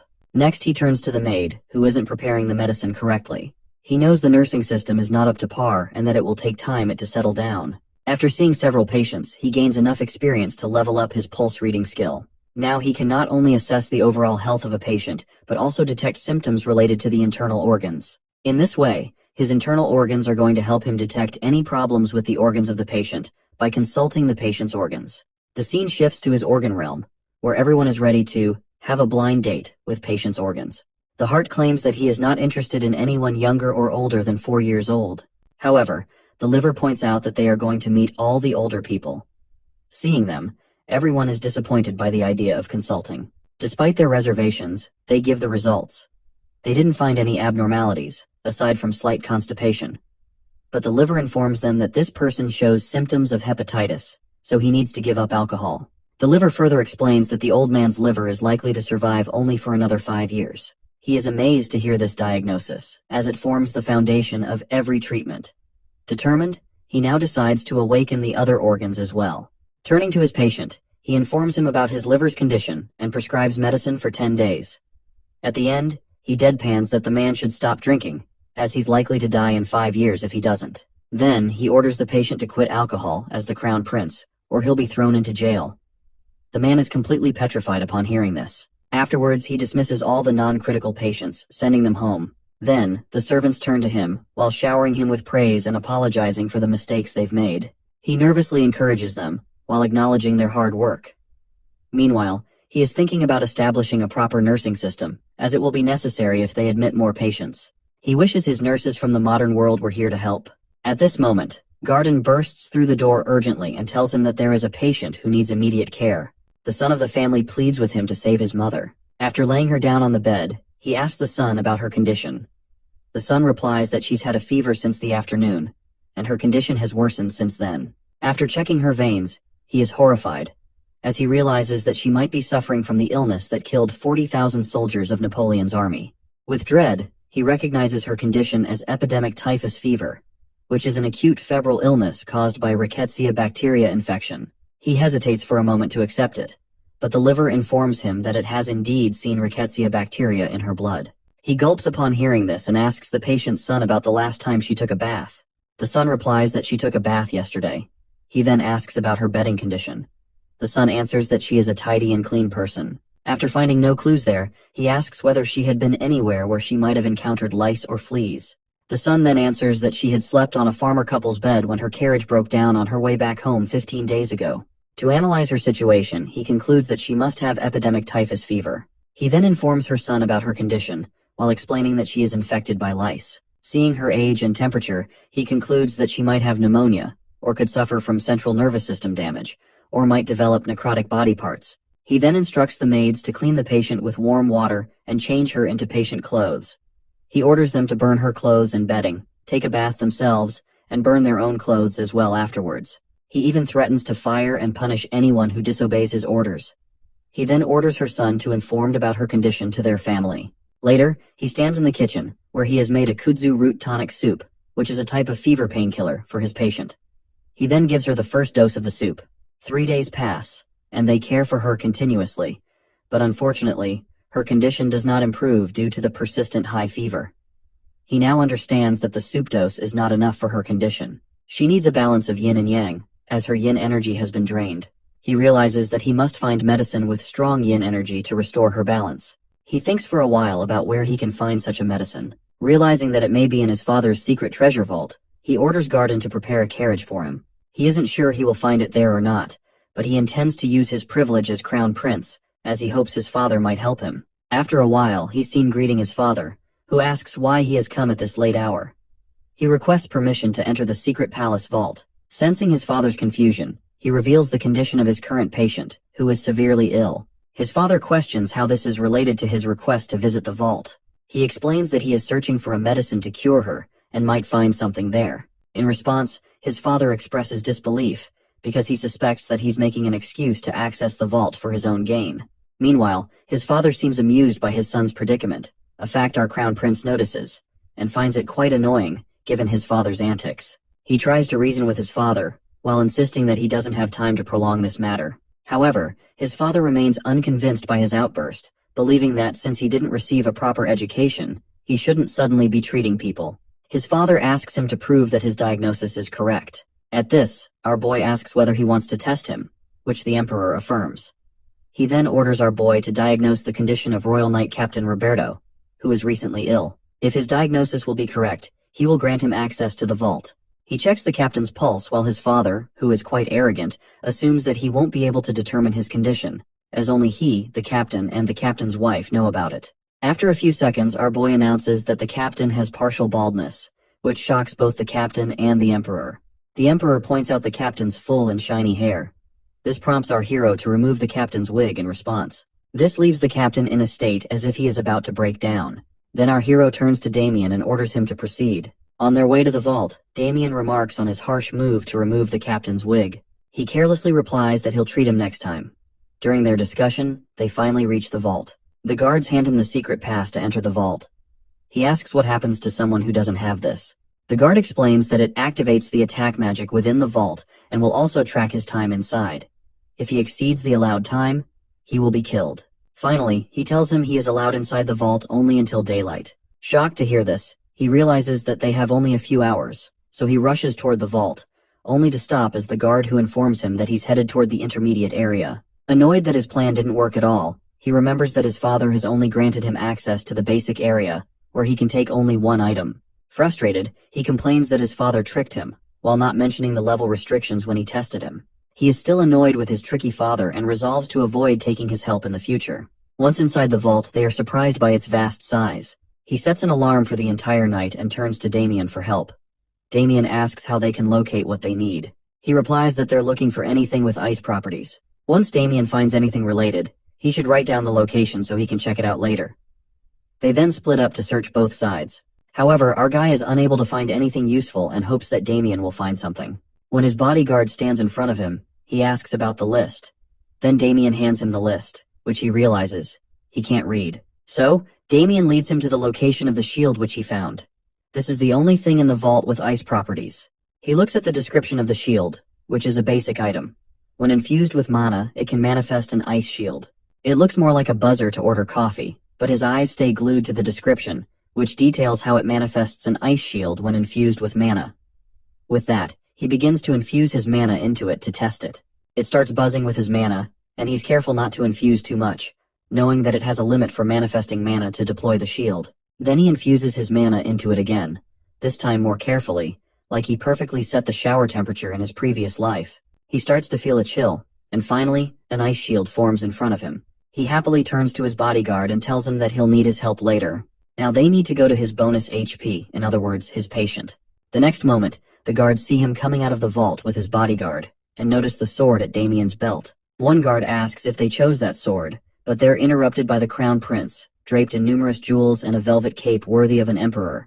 When the guard looks at him, he annoyingly informs our dude that he's supposed to be free of all these embellishments. Later, inside the side palace, Garden wakes up from his sleep due to some noise and sees that Damien and the crown prince have returned. Seeing them together, he feels pleased, while believing that Damien is capable enough to protect Raquiel and that Raquiel has also found a friend in him.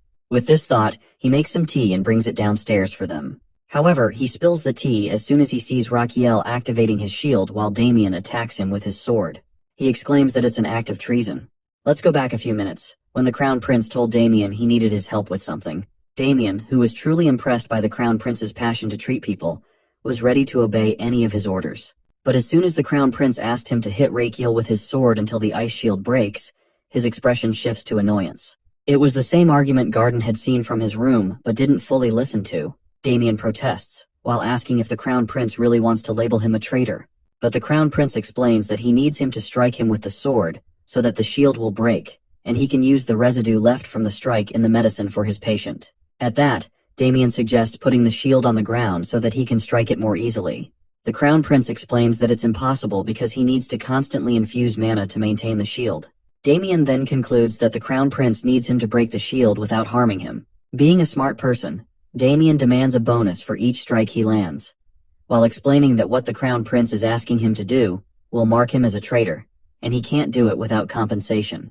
Raquiel snobbishly asks whether Damien wants payment for hitting him.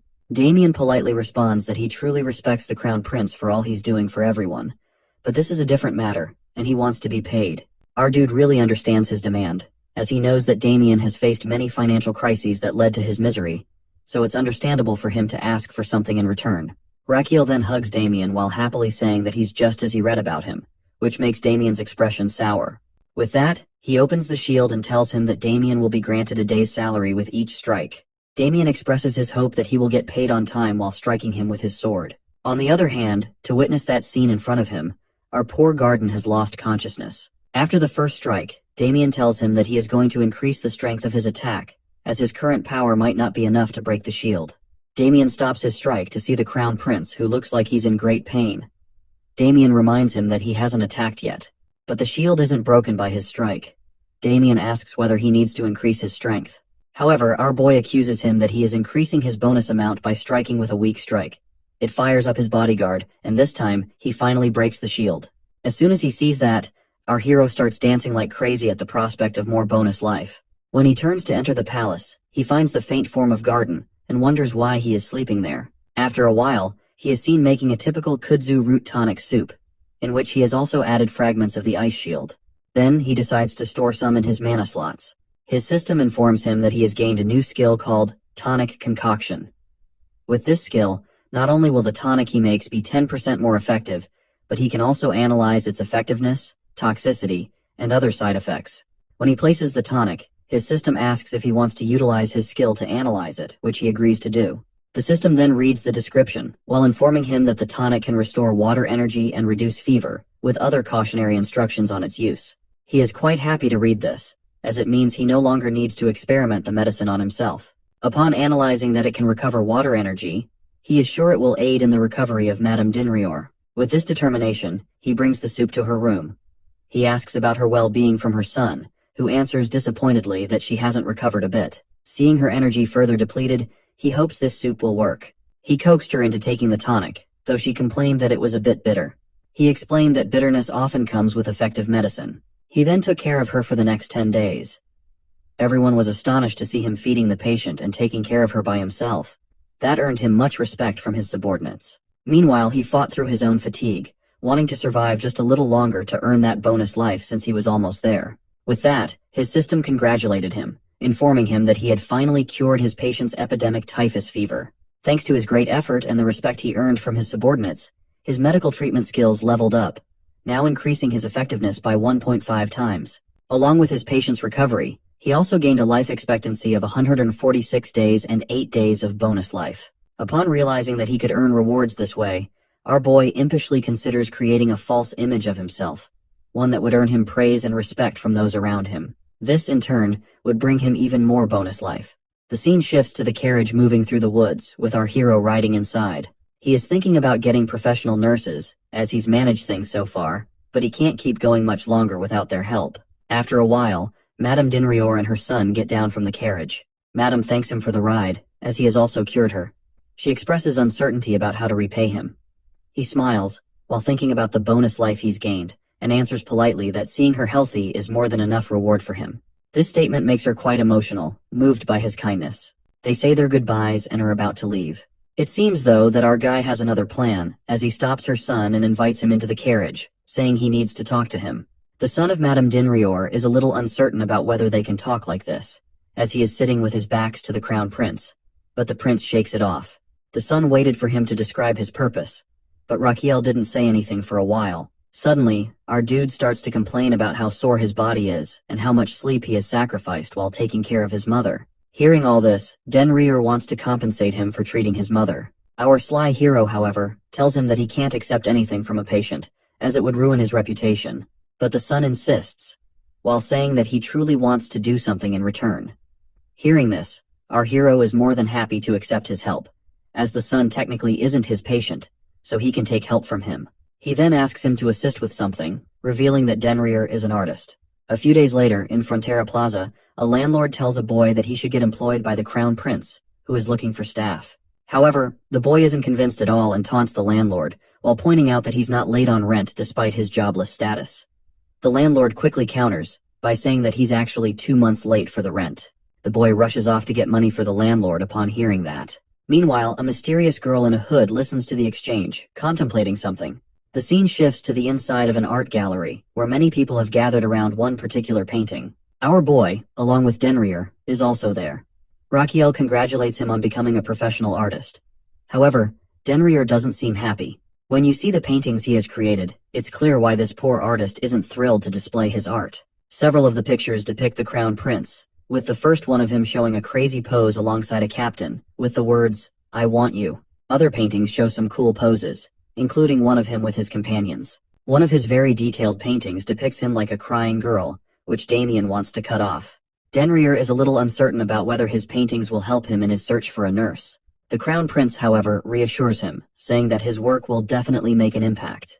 He shows Dinrior his own painting, in which Raquiel is portrayed surrounded by many strong-looking nurses, with a captain in the corner, labeled with the words, "Show me Ganho." The painting also includes a description encouraging people to become nurses, with the promise of a generous salary offered by the crown prince. Seeing this, many people agree to sign up and want to become nurses.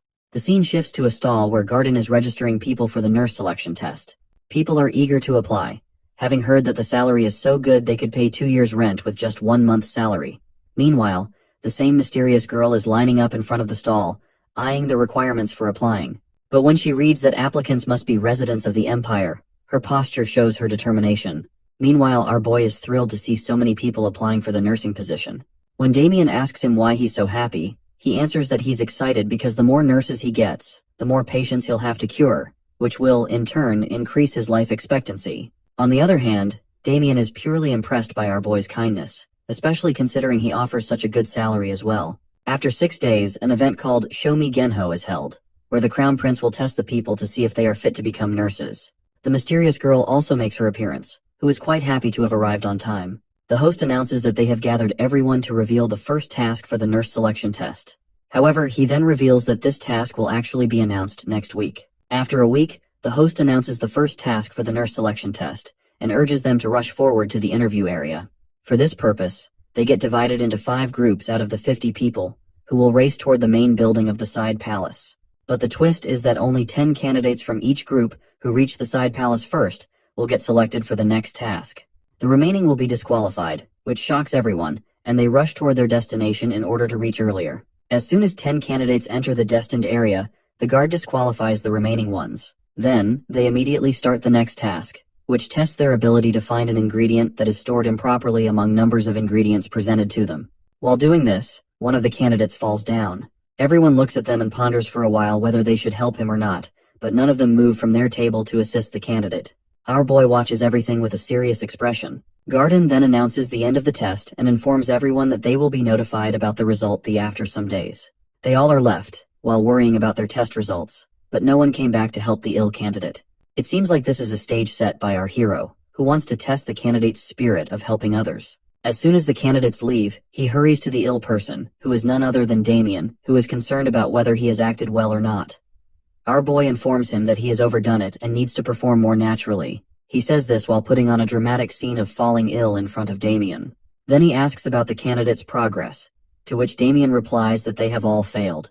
Our hero adds that character is more important for a nurse than skills, which can be learned later. Next, they move to the next group, who also fails. Not only that, but all of the groups fail, which leaves our boy flabbergasted, seeing that no one cares enough about their fallen candidate. So, he decides to take a walk to clear his head. Meanwhile, he's also thinking that there are no candidates left, and he urgently needs to find a nurse. When he reaches the gate, he finds his guard arguing with a girl, who is saying to the girl that she is not allowed to participate because she isn't human. The girl retorts while emphasizing that she is a human. Witnessing this scene before him frustrates him. Not only do they already lack enough candidates, but now the guard refuses to let her in. At this, Damien deadpans that the girl is a werewolf. He points out that she doesn't have a tail, but Damien responds that she might be hiding it under her loose clothes. Damien suspects Raquel might be uneasy about the idea of a werewolf as a nurse. However, our greedy hero, who is eager to find a nurse, sees a werewolf as the perfect candidate for a nurse due to her abilities. Meanwhile, the girl tries to defend herself as a citizen of the nation, but the guard insists she's just a beast. Their argument is interrupted by the Crown Prince, who scolds his guards and tells them to stop. The girl, as a citizen of the capital, has every right to apply for the job. He then orders the guard to apologize to her, leaving her completely baffled. He also apologizes to the girl on behalf of his guard, and she introduces herself as Agnes. He tells her that she will be tested now, which startles her. Noticing her baffled expression, he explains that, as a werewolf, she has great stamina, but he wants to see it with his own eyes. Then he places her in a race competition with his guard. For this purpose, they will race to the fountain and come back, with the winner being the one who returns first. Agnes is fired up to hear this. She turns to the guard, ready to face off. Both Agnes and the guard are prepared to beat each other in the race. Both of them rush towards the destination as Agnes takes the lead. Within a few minutes, she touches the pole of the fountain and rushes back. As she gets past the guard, she analyzes his slow speed and concludes that she will be the winner. The guard, who is already nervous, sprains his ankle and falls down. She notices his fall and wonders whether he has dislocated his shoulder. But she tries to keep going as she wants to be the winner. However, she can't and turns back to the guard, relocating his shoulder, which prompts a shriek from him. While she is doing this, our boy congratulates her because she is hired. Then he gives her the necklace made by George. Afterwards, they sit inside, and the Crown Prince shows her the hiring contract. When she remarks that it looks complicated, he tries to coax her into reading it at her own pace. He is very interested in hiring her not only because of her physique but also because of personality, as she is perfect for the job. Besides, he has seen her fixing the guard's shoulder like she wants to make it as painful as possible, which will make the patient unhappy in the future. However, he still wants more people with the same qualities. After reading the contract, she informs him with a serious expression that she wants to add a clause from her side. She begins to say that she is the leader of her tribe, which makes our greedy hero salivate at the prospect of having 50 more people like her at his disposal. When she demands that they take a nursing test as well, he happily agrees. Then she approaches her other problem, one that she and her kind have been facing for years. He asks whether it's an issue of rationing. She answers negatively. She explains that they are having trouble because of their tails, which move on their own. Our dude is curious about whether this is a bad thing. She sadly explains that their tails depict their emotions, which can lead people to understand their feelings and use that to manipulate them. He is convinced that this is the reason she is wearing such baggy clothes. He suggests that she tie her tail to her legs.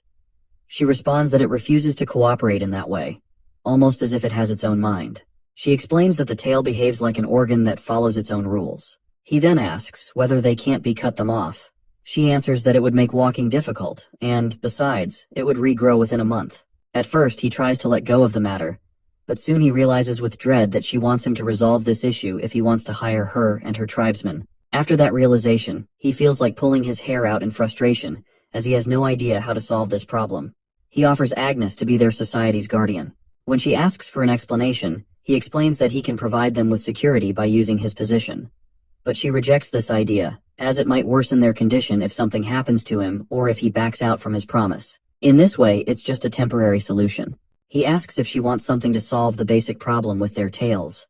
She affirms, while asking whether he is going to help them. He answers frankly that he doesn't have much choice, but he doesn't have any idea yet, so he will start searching for one. Upon hearing this, she assumes that he must be an honest person since he doesn't make any false guarantees. Then she tries to excuse herself, but he offers her to stay at his palace. As soon as she leaves, he again yells in frustration, not wanting to lose talent like that of werewolves. Later, he is found in the library, looking exhausted but still hasn't found anything. He's interrupted by a loud yell from Garden, which scares the life out of him. He complains to Garden, who always startles him like this. When asked, Garden tells him not to stress further because he could get sick from it. He retorts that he's getting sick because Garden always startles him, nearly giving him a heart attack. At that, he first refuses our guy's claim, but then changes his tactic, as he is telling him that he'll soon get wrinkles if he keeps frowning. Our boy smiles softly at his doctor's antics because he knows he's doing this to help him feel better. He nonchalantly remarks that if he gets wrinkles, he'll just get Botox treatment. To Garden's confusion, he starts to explain what Botox is, but then stops with the realization that Botox could be his solution. Botulinum toxin is a highly potent poison used to paralyze. To test this, he decides to use a local poison to paralyze the tails of the werewolf, and for this purpose, he's going to use Kuzman poison.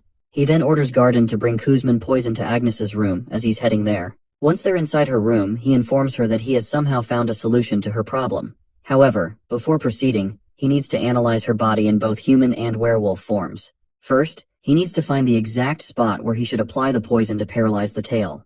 For this purpose, he analyzes Agnes's acupressure points and mana flow, which are slightly different from those of humans. The location of her governor vessels differs, and the acupressure points on her hips are farther apart, which is likely due to her tail. Between both of those acupressure points, he finds a blood vessel that connects to her tail. He then asks her to transform into wolf form because he wants to examine the tail's acupoint in her beast form as well. With that, she transforms into a werewolf. After looking at her, he remarks that she's not as big as his dog, Deng Chil, which irritates her. She doesn't respond, and he realizes it's because her mouth structure changes when she transforms, which makes speech impossible. Then they play a little, after he checks her up. After finishing her checkup, he's found in his study preparing for the second part of the procedure. He needs to know the ingredients in the poison to determine the exact amount he should use on Agni to paralyze her tail. He considers asking Kuzman for the ingredients but rejects the idea, knowing he can't trust him. Instead, he decides to store it in his mana slots. As soon as he opens his mouth to test it, his organs start screaming at him to stop. In their realm, they're worried about Raquiel, which seems intent on testing this poison on himself. His liver in particular is anxious, knowing he's risking his health with this dangerous experiment. His liver adds that he will be the one who has to detoxify the poison Raquiel plans to take. His liver shouts at him to test it on a summoned creature instead. In response, he exclaims that they're cruel to think he would test poison on such a cute little thing. His organs protest again, insisting that he can't use his body as a test subject. Then, his liver informs him that there are some summoned beings specialized in analyzing ingredients, including the poisons. Liver's statement makes him pause and consider the suggestion. The liver adds that he met this particular summoned creature once while waiting in the waiting room. This piques our boy's curiosity, who asks about this waiting room. The liver explains that it's a place where unawakened organs and unsummoned creatures rest in a dormant state. This piques his interest, but both his liver and his system inform him that access to this information is restricted, so he can't explore it further. He then tries to coax the liver into revealing the traits of that summoned creature, as he is hoping to get an advantage when it's time to summon his next creature. The liver nonchalantly refuses, and the other organs begin to laugh at his expense, which irritates him. Subsequently, he decides to show his organs who's boss by holding his breath. As soon as he does so, his lungs and heart start to panic from the lack of oxygen, and are on the verge of losing consciousness. Seeing them like this, his liver finally tells him the trait of the summon he wants. After a while, he successfully summons a sunfish named Bobok. He watches Bebobok playing with Gosium, then lures Bebobok to taste the capsule containing the poison by telling him it has a great taste. This earns him the title of Heartless from his organs. He then focuses on his summon, who has eaten the poison. Bebobok has the ability of immortality, so even if it eats poison, it revives and writes down everything in a journal it has eaten. Therefore, Bebobok revives and writes down every trait of the venom on a card with teary eyes. By interpreting the traits and ingredients of the venom, our dude concludes that this kind of venom has the ability to weaken Botox because of its potential. Now he's ready to accurately prepare the venom which he needs to paralyze Agnes's tail. He calls for Garden, who appears in front of him out of nowhere. Garden is shocked to see another summon besides his master. Our guy makes a terrible lie, while saying the summon came here looking for him because he's quite famous. At that, Garden comments that Raquiel reminds him of a great person named Lloyd Frontera. This man was the builder who transformed this kingdom into an empire. Our guy agrees, as he has read about him that this legendary builder had 5 summoned creatures. Cautiously, our boy asks whether Lloyd was truly a great person. Garden explains that Lloyd laid the foundation of the empire but was known as someone who was popular on Fridays. Our boy doesn't understand the meaning behind Garden's words and orders him to bring Agnes there. While Garden escorts Agnes to the Crown Prince's room, she doubts whether Raquiel has really found a solution to her problem. Seeing Garden, she comments that he looks nervous. He retorts that the same could be said about her. She accuses him, while saying that it's because he saw her tail. Realizing his mistake, he apologizes, which lightens her mood, and they formally introduce themselves to each other. After this, they move forward. When they're near the room, he nervously tells her that she might be shocked after learning about the treatment procedure the Crown Prince has prepared for her. This makes her ponder over the expected treatment she'll receive. She enters and our guy offers her a seat. As she settles herself, she expresses her doubts about whether he could truly find a solution within a day. He answers affirmatively while asking her to trust him. She's still nervous and asks him to explain his method of treatment. He casually tells her that he's going to poke her tail with a needle multiple times, then inject poison into it. Hearing his method, everyone cheers for him. On the other hand, she first looks at Gardine, who asks her to trust Raquiel, then looks around at everyone else, who expresses the same trust in him. She shouts in her mind that they're all crazy, including the prince. On the other hand, Agnes doesn't find him trustworthy, but decides to give it a shot for the betterment of her kinsman, who won't have to suffer anymore if the treatment is successful. For this purpose, she decides to take a ride. When she agrees to have a treatment, the maids cover her body and take out her tail from the hole they made in a sheet. When he goes to check her up, he is once again amazed by the Azrahan core technique, which helps him see acupoints that are not possible to detect with any modern machine. He always yearns to know the acupoint's existence when he practices traditional medicine treatment in his world. He then starts the treatment by infecting the needle into the Zhuanshu acupoint and pouring 0.011 ml of muscle-paralyzing poison from his slot. Next, he injects it into the Mingmen point. Finally, he injects the poison 2.4 center deep into the Yao Yangquan acupoint. Now, he has opened the path for mana to flow through the Zhuanshu point, where it will flow to both sides of the erector spine. But the problem isn't just paralyzing the tail, but maintaining this paralysis as well. Therefore, as expected, the tail recovers itself. So, our guy speeds up the process. At last, he pokes her Nadkong point, which quite irritates Agnes as she can't believe he's trying to mess with her head. At the same time, her tail gets limp in its place, but at the same moment, her pinky toe moves from its place. With that, he exclaims that he has completed the process, which is a success. Agnes gets up from her bed, with an uncertain expression on her face regarding the treatment. Our boy asks whether she feels something different with her tail. Her eyes widen as she sees her limp tail, which should be moving to show her unease. Raquiel explains that he has paralyzed the nerve of her tail and directed it to her pinky toe because now it will work as her tail. Then she starts to cry because of all the built-up emotions she and her kind have to carry because of their so-called tails. His eyes soften as he sees that, and he asks her if she's finished thanking him and whether they should sign the hiring contracts. He also adds that she should bring her tribe here as they had already discussed. Then he coaxed her into signing the contract. By looking at his face, she concludes that he is not some ordinary person. After a few days, our hero was laughing like a maniac. Garden commented on his overwhelming happiness. He exclaimed that he had finally gotten 50 werewolf nurses. The said nurses are receiving professional nursing training, where they are taught basic nursing techniques and emergency treatment. They are also taught about herbs and medicine, how to store them, and how to make tonics. In this way, they are trained to be ready to run the hospital. At this moment, one of the nurses had shown him the shift schedule. He have smirked with satisfaction at their progress. Now, finally, his clinic is operating 24 hours. Not only this, but the tribe was used to getting their toes to move, instead of their tails. At that moment, his system congratulates him for the success of the toe operation, but he doesn't get any life bonus as it wasn't a matter of life and death. However, he gets a standing ovation from his organs. Then he is informed that his new organ has just been activated. Therefore, his stomach, in the form of a very chubby baby, has been awakened. As soon as it enters into the organ realm, it demands different junk food from modern world. He first demands variety of junk food, then Japanese ones that only exist in this modern world. Our boy expresses that he also wants to eat these things, but they don't exist in this world. Then he tells his stomach to hold himself. At that point, his stomach compromises on a sweet. He eats the candy while thinking that his stomach has the taste of an elementary schooler. To have this, his stomach gives him 300 HP. Then his other organs, happy to find their youngest member, give him 700 HP, and now he has 1000 HP. He's happy to see his organs ready for the consultation, as now he can deal with the stomach problem as well. His system also informs him that his Azrahan technique has leveled up because of his precise control in treating werewolf tails.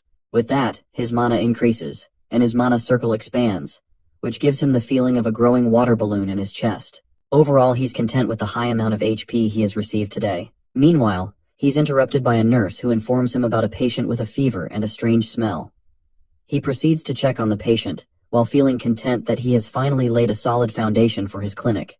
The scene shifts to Sir Pavard, who is the chief butler of the side palace. He's working on something when suddenly his expression turns horrified as he checks a record and wonders where he went wrong. He can't believe they've screwed up. After realizing it, he immediately rushes to the Crown Prince's office and shouts at him. Our prince immediately looks for his doctor, who's usually the one to startle him. But this time, it's the butler who apologizes for his rude visit. He whispers that they're out of budget to operate the side palace, which makes the prince scream, asking how that's possible since he is the Crown Prince. He's quite tense upon hearing this, as he can't operate the traditional clinic that extends his lifespan in this way. He asks about the reasons behind it. The butler informs him that it's because he cut a large chunk of the side palace budget last autumn. Upon hearing this, the prince curses Raquiel. After a while, the butler informs him about the reason behind his budget-cutting decision. The prince first thinks he won't live long. Secondly, he hadn't been using the budget, since he's hardly out of bed. The butler informs him that he should be happy, as his health is much better than last year. He comments dryly that he's not happy at all. He lies down on the floor, while thinking about how broke he is now and how life is all about money. Then, he thinks about Raquiel, who should be blamed for this fiasco. He decides to find a solution to the problem, as he can understand why Raquiel did it. But grumbling about it isn't going to get him anywhere. He then turns to his butler and asks whether they can request more money for operating budget. But the butler replies that it's not possible, which makes his expression grim. At this moment, he confesses that without operating the side palace traditional medicine clinic, he'll be dead. The butler asks how his death is related to the operation of the clinic. Instead of answering, he sighs and asks whether they really can't request more budget. The butler answers that it's against the law, as they can only make a request at the end of the year. However, the only person who's an exception to the law is his father. He enthusiastically decides to ask his father for help. However, he returns empty-handed, as his father isn't interested in helping him. He feels like history is repeating itself when he had to close his clinic because of a lack of money. But this time, he's determined not to be stopped by financial issues. He then asks for the assets of the side palace. The butler asks why he needs them. He exclaims that he's going to sell everything, including paintings, silver, and gold cutlery. The butler is quite sad to see these things, which he's cared for so long about to be sold. He once again asks the crown prince to reconsider his decision. But the ever-cruel prince answers negatively, which prompts a hateful remark from the butler. A few days later, he turns to his trusted men about the issue of a budget. They've sold the luxury items, but it's not a permanent solution to their problem. He adds that they've gained some temporary relief from the funds they got from selling luxury items, but if they don't do anything to extend their funds, they'll eventually be eaten up as well. The butler points out that there's nothing left to sell anymore. He deadpans that they're going to sell medicine from now on, which leaves both of his men speechless. Seeing their expressions, he exclaims that he's going to be a crown prince who sells medicine. Meanwhile, at Frontera Plaza, people are gossiping about the news regarding the side palace. They're all in awe to hear that the crown prince sold all of the luxury items just to keep the medicine clinic running. They're totally impressed by our hero and begin to worship him, as they've never seen anyone in history do such a thing for the sake of treating people. They start singing songs in his greatness. Meanwhile, at the side clinic, they're discussing the matter of earning money through selling medicine. Raquel thinks that it's a necessary measure for keep him alive. The butler points out that if the budget is the problem, then they should charge a small fee from the patients. But he rejects this thought, as not many people will come for treatment if that's the case. He needs as much life bonus as he can get. He then expresses that he's going to sell very expensive and effective medicine that people might buy just for display purposes. In other words, he's going to launch his own medicine brand. Any rich household will be proud to have his branded medicine. He exclaims at the end that he's going to sell super luxury medicine, which becomes the symbol of a person's luxury and high status in society. Listening to him, both of his subordinates are quite blank. The butler asks whether such medicine even exists at all. He explains that this is a medicine called the Golden Minotaur Calming Pill, made from the gallstone of a minotaur. Basically, Koreans are used to using calming pills to calm their nerves, and this pill is also used for curing brain illnesses, heart problems, and high blood pressure. On his way, he explains the details of this medicine to Damien, who has doubts about whether people are really going to purchase it. He replies that they're definitely going to buy it because he's going to present it as something rare. Like a limited edition, they'll buy it at all costs, as it's the psychology of people. He adds that he's not going to use bull, but the gallstone of the Minotaur, which will urge them to buy it. However, his confidence is shattered by Damien's words of disbelief, who doesn't think anyone will buy it. Damien again points out that if this medicine is so effective, why hasn't he heard of it? Raquel answers that it's because it comes from the fallen kingdom called Jasion. Damien dryly remarks that he hasn't heard of this kingdom either. Our prince chimes in that he heard about it in his dream, and all the medicine he's learning is from his dream. While looking at his back, Damien thinks that Garden is a naive person who's going to believe every bit of nonsense their crown prince throws at him. But in his case, he only cares about getting his salary on time. He then runs after him and asks whether he's going to treat people without a license, which makes the prince halt in his steps. Damien stresses that he needs to pass the doctor exam to get the license like Garden did. The prince turns to Damien and nervously chuckles, while admitting that he didn't know about it. Damien replies that they need to solve the funding problem first. For this purpose, they need a gallstone of a minotaur, but the prince interjects that they don't have any at the herbal store. It seems like people there aren't using the bull for making medicine.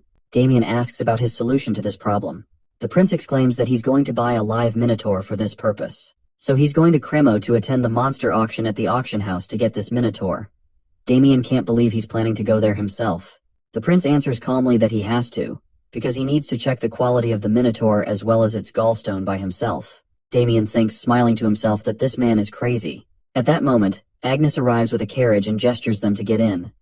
Damien asks in disbelief if they're really going to depart now. The prince replies that time is more precious to him than gold. He then urges Damien to get in before Garden comes after them. Once the carriage is on its way, Garden comes running, while yelling them that how he could leave him like this. The prince yells back that he needs him to stay behind to take care of the clinic. While on their way, Damien comments on the comfort of the horse carriage. Our prince arrogantly replies that it's what one would expect from a crown prince's carriage. It's shown that they're actually lying down in coffin-like spaces, and Damien still insists that it feels strange. Their journey carries on for 8 days, and one evening, Agnes gets up from her spot on top of the carriage, her senses heightened. As soon as she smells the sea, she informs the prince that they've reached Cremo Port. Finally, they reach the Cremo Monster Auction House.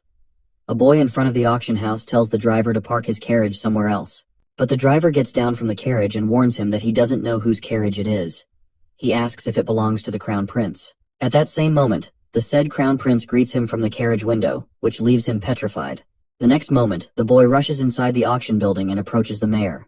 He points toward Raquel and informs him about his arrival, which panics the mayor as well. The next moment, he starts flattering our boy to gain political favor. When our boy mentions that he's here to purchase something, The mayor immediately offers him additional bodyguards, which our boy refuses because he has his own. He tries to excuse himself, but the mayor keeps trying to prolong their conversation. He goes ahead, after giving the mayor a false promise that he'll visit his home afterward. The mayor instructs others to clean everything, while our guy thinks it feels like a military commander is going to visit there. During the auction, Raquiel and Damien settle themselves while noticing the quiet atmosphere. Damien explains that it's likely because monsters can wake up if the auction gets too noisy. As people make bids, he waits for the Minotaur to appear. When it seems like the auction might be ending, he wonders if he might not find a Minotaur there after all. At that moment, a carriage rolls in, carrying a caged, hefty Minotaur. Our dude is awestruck by the Minotaur's weight and strength. The host announces that it's the main item of the auction, which is captured by the 7 best hunting teams. On the other hand, our guy's excitement at the prospect of getting his hands on this beast deflates when the host announces the starting bid at 50,000 magan. He asks his aide if he heard correctly, since other monsters sold for 50,000 magan, yet this one starts at 50,000 magan. When Damien asks if he has enough money, he considers that he brought 100,000 magan. But seeing the crowd's eagerness to buy the Minotaur, he doubts he'll be able to win it. Besides, he thinks that it's way too expensive to buy a Minotaur at that price. After a moment's thought, he turns to Damien and whispers his plan in his ear. It's clear that Damien doesn't like the idea and double-checks if he really wants to go through with it. After a confirmation from him, Damien comments that the idea sounds like something a thug would suggest, but he just chuckles, while saying that it doesn't matter if he's compared to a thug as long as it will work. Then Damien leaves, and our guy watches the auction with anticipation as the bidding price climbs. He hopes Damien returns before the price gets too high. After a while, the mayor arrives and greets him, and our prince pretends to be surprised to see him. Seeing the prince's expression, the mayor catches on as he understands that the prince wants everyone's attention right now. Eager to gain the prince's favor, the mayor is more than willing to play along. The mayor then loudly addresses the crown prince, while offering him 100 bodyguards. As soon as he says this, everyone turns to see if it's really the crown prince. Our guy formally accepts the favor, while Damien stands there with a very annoyed expression, watching the drama unfold in front of him. Then, our guy dramatically remembers that he has to participate in the auction and places a bid of 60,000. Our prince's expression loudly declares that he's the crown prince, and no one is going to raise the price against him. Seeing this, the audience realizes that they have to give up on getting the Minotaur. Meanwhile, the host is also quite nervous, seeing that they may have to sell their best item for only 60,000 magan. Then there's a twist as one noble dares to raise the bid to 70,000 magan, which shocks everyone, including our dear crown prince. Someone then notices that this person is none other than Guinness, a favorite of the king of the southern country, Amboise. Meanwhile, Guinness thinks that since he's not even a citizen of this country, the prince can't do much to him. Everyone wants to cheer for him as their savior, while some whisper that they've heard the crown prince is famous for holding grudges for a very long time. On the other side, our guy is fuming with anger, now determined to have a proper clash with this person. Burning with desire to get his hands on the Minotaur, he raises his bid to 71,000. Guinness raises it by another 1,000, bringing the bid up to 80,000. The bidding continues like this. Finally, the host announces that their main item has been sold for 250,000 magan, and the winner is Guinness, who is quite obnoxious about having the upper hand over the crown prince. Meanwhile, our hero looks like someone just drained all color from his face. At this moment, Damien tries to console him, while saying that he's glad Raquiel didn't spend all his money on a single Minotaur. Hearing this, our guy's expression shifts to confidence about his finances, but in reality, Damien is secretly worried about getting his salary on time. He's completely flabbergasted when Damien remarks that he's only sticking around as long as he can count on a stable paycheck. He reminds Damien that he was the one who rescued him from the underground life. Damien replies that he's grateful for that, but having a stable salary is a completely different matter. Our guy then looks at his bodyguard thoughtfully, recalling the last chapter he read in Demon Sword. After reading it, he concluded that Damien is the strongest person in this world, and it's reassuring to have him by his side. But there seems to be another reason related to victory in the final battle, which somehow connects to Damien, because our boy believes that giving him a stable life leads to the stability and safety of the world. He then tells his bodyguard earnestly that he'll make sure Damien gets his salary on time. Next, he turns to the mayor as they head to his home, but the mayor protests while asking his reason to be in such a rush. He replies that it's out of embarrassment for losing even after using cheap tricks. The scene shifts to a grand house, where in one room, the Minotaur is bound after being sold today. Guinness steps forward to check its condition, bragging about his victory over the crown prince. Then, someone else enters the picture, the most expert taxidermist in Cremo, who is brought in for this job. The taxidermist asks Guinness about his preferred taxidermy style, Guinness replies that he wants it presented as grand as possible because he's planning to gift it to the king for his birthday. He then requests a mage to assist with the taxidermy, and at that moment, the mage enters, while stating that they should begin immediately without wasting time. The mage starts his vacuum magic to kill the Minotaur in a clean manner. As he's being killed, the Minotaur thinks of his family and laments how cruel humans are for mistreating him this way, while thinking he's broken their magic, and then it snaps the chain he was bound to. Meanwhile, in the mayor's house, our guy crashes onto his bed, looking exhausted. His whole body protests from the grueling schedule. Determined to buy the Minotaur tomorrow, he insists he'll manage with 1 lakh magan, though his bodyguard doesn't seem convinced. Their conversation is interrupted by one of his men, who warns him of upcoming trouble for which they need to evacuate immediately. Rakiel demands an explanation. At that same moment, the wall is smashed open. Damien is in front of him instantly, ready to protect the prince, but the monster throws him aside. As the dust clears, our guy is petrified to see that the monster is none other than the Minotaur. A few moments ago, with the force of the Minotaur's break from Mage's magic, everyone is knocked down around it except for the evil Guinness. He shouts at the Minotaur, while claiming that it can't harm him because he's its master. But the monster doesn't understand the meaning of master, and starts to chase him instead. While looking for an escape route, Guinness spots the mayor's house and decides to take refuge inside. He hides behind a wall and shouts in an attempt to distract the Minotaur. In a way, he's somewhat successful at it. Now the Minotaur is right in front of the guy, ready to smash him. Our dude is ready to escape. But suddenly he notices its eyes and stops for a moment. They seem like the eyes of a creature in pain, suffering greatly, much like one of his patient. The Minotaur then remembers that our boy is the same guy who bit on it, and in a fit of rage, it attacks him. However, its strike is intercepted by Damien's sword, who urges the prince to escape. Our boy exclaims that he's not going to die after having it so difficult to survive this long. Damien tries to deal with the Minotaur, but he's not successful in stopping or defeating it. During the battle, he pushes Rakiel back, who slams into a wall. At the same time, Damien meets up with him, and he states that they're trapped here, prompting a sarcastic remark from our boy, who dryly comments that he can see that as well. Next moment, Damien stands with a serious expression and asks for an extra bonus if they manage to get out of there alive. Our boy shouts at him, asking why he's asking for this now, and what if he doesn't provide it. Damien responds that he'll escape alone if necessary. He then tells the prince that he's going to fight the Minotaur, which will give him an opening to escape. Rakiel hesitates, as the path to escape is blocked. Damien nonchalantly suggests that he should just jump from there, but that's not an option for our boy. Damien adds that it's better to jump from there than to be crushed alive. He then explains that if he's injured, the guards will rescue him and take him to safety. With that, Damien attacks the Minotaur, and they engage in battle. The prince tries to escape through the opening Damien created, his face twisted with anxiety. But in his misery, he doesn't notice that, instead of climbing a wall, he's scaling the Minotaur itself. He stops when he receives a warning from his system. His system gives him a full scan of the monster. His system and heart both inform him that the results show the monster's heart is in very bad condition. It has stable angina pectoris, which means the monster is suffering from chest pain, and its heart is about to clog up. Clinging to the monster, he realizes he's not in good condition to treat it, and he's in danger himself. He can't jump, or his body will be crushed in the process. Meanwhile, the Minotaur has a plan to crush the prince with its other hand, like squashing a mosquito, but it's distracted by Damien's attack, which misses its eye. Damien tells the prince to hang on, while promising that he'll rescue him in a moment. Our crying boy pleads for him to do it quickly. Damien rushes toward the monster, looking for an opening to attack its shoulder or sides. He strikes the monster and tries to rescue the prince, but the prince is thrown from the balcony, which makes him believe he's about to die. However, our crown guy is rescued by Agnes, who catches him in midair.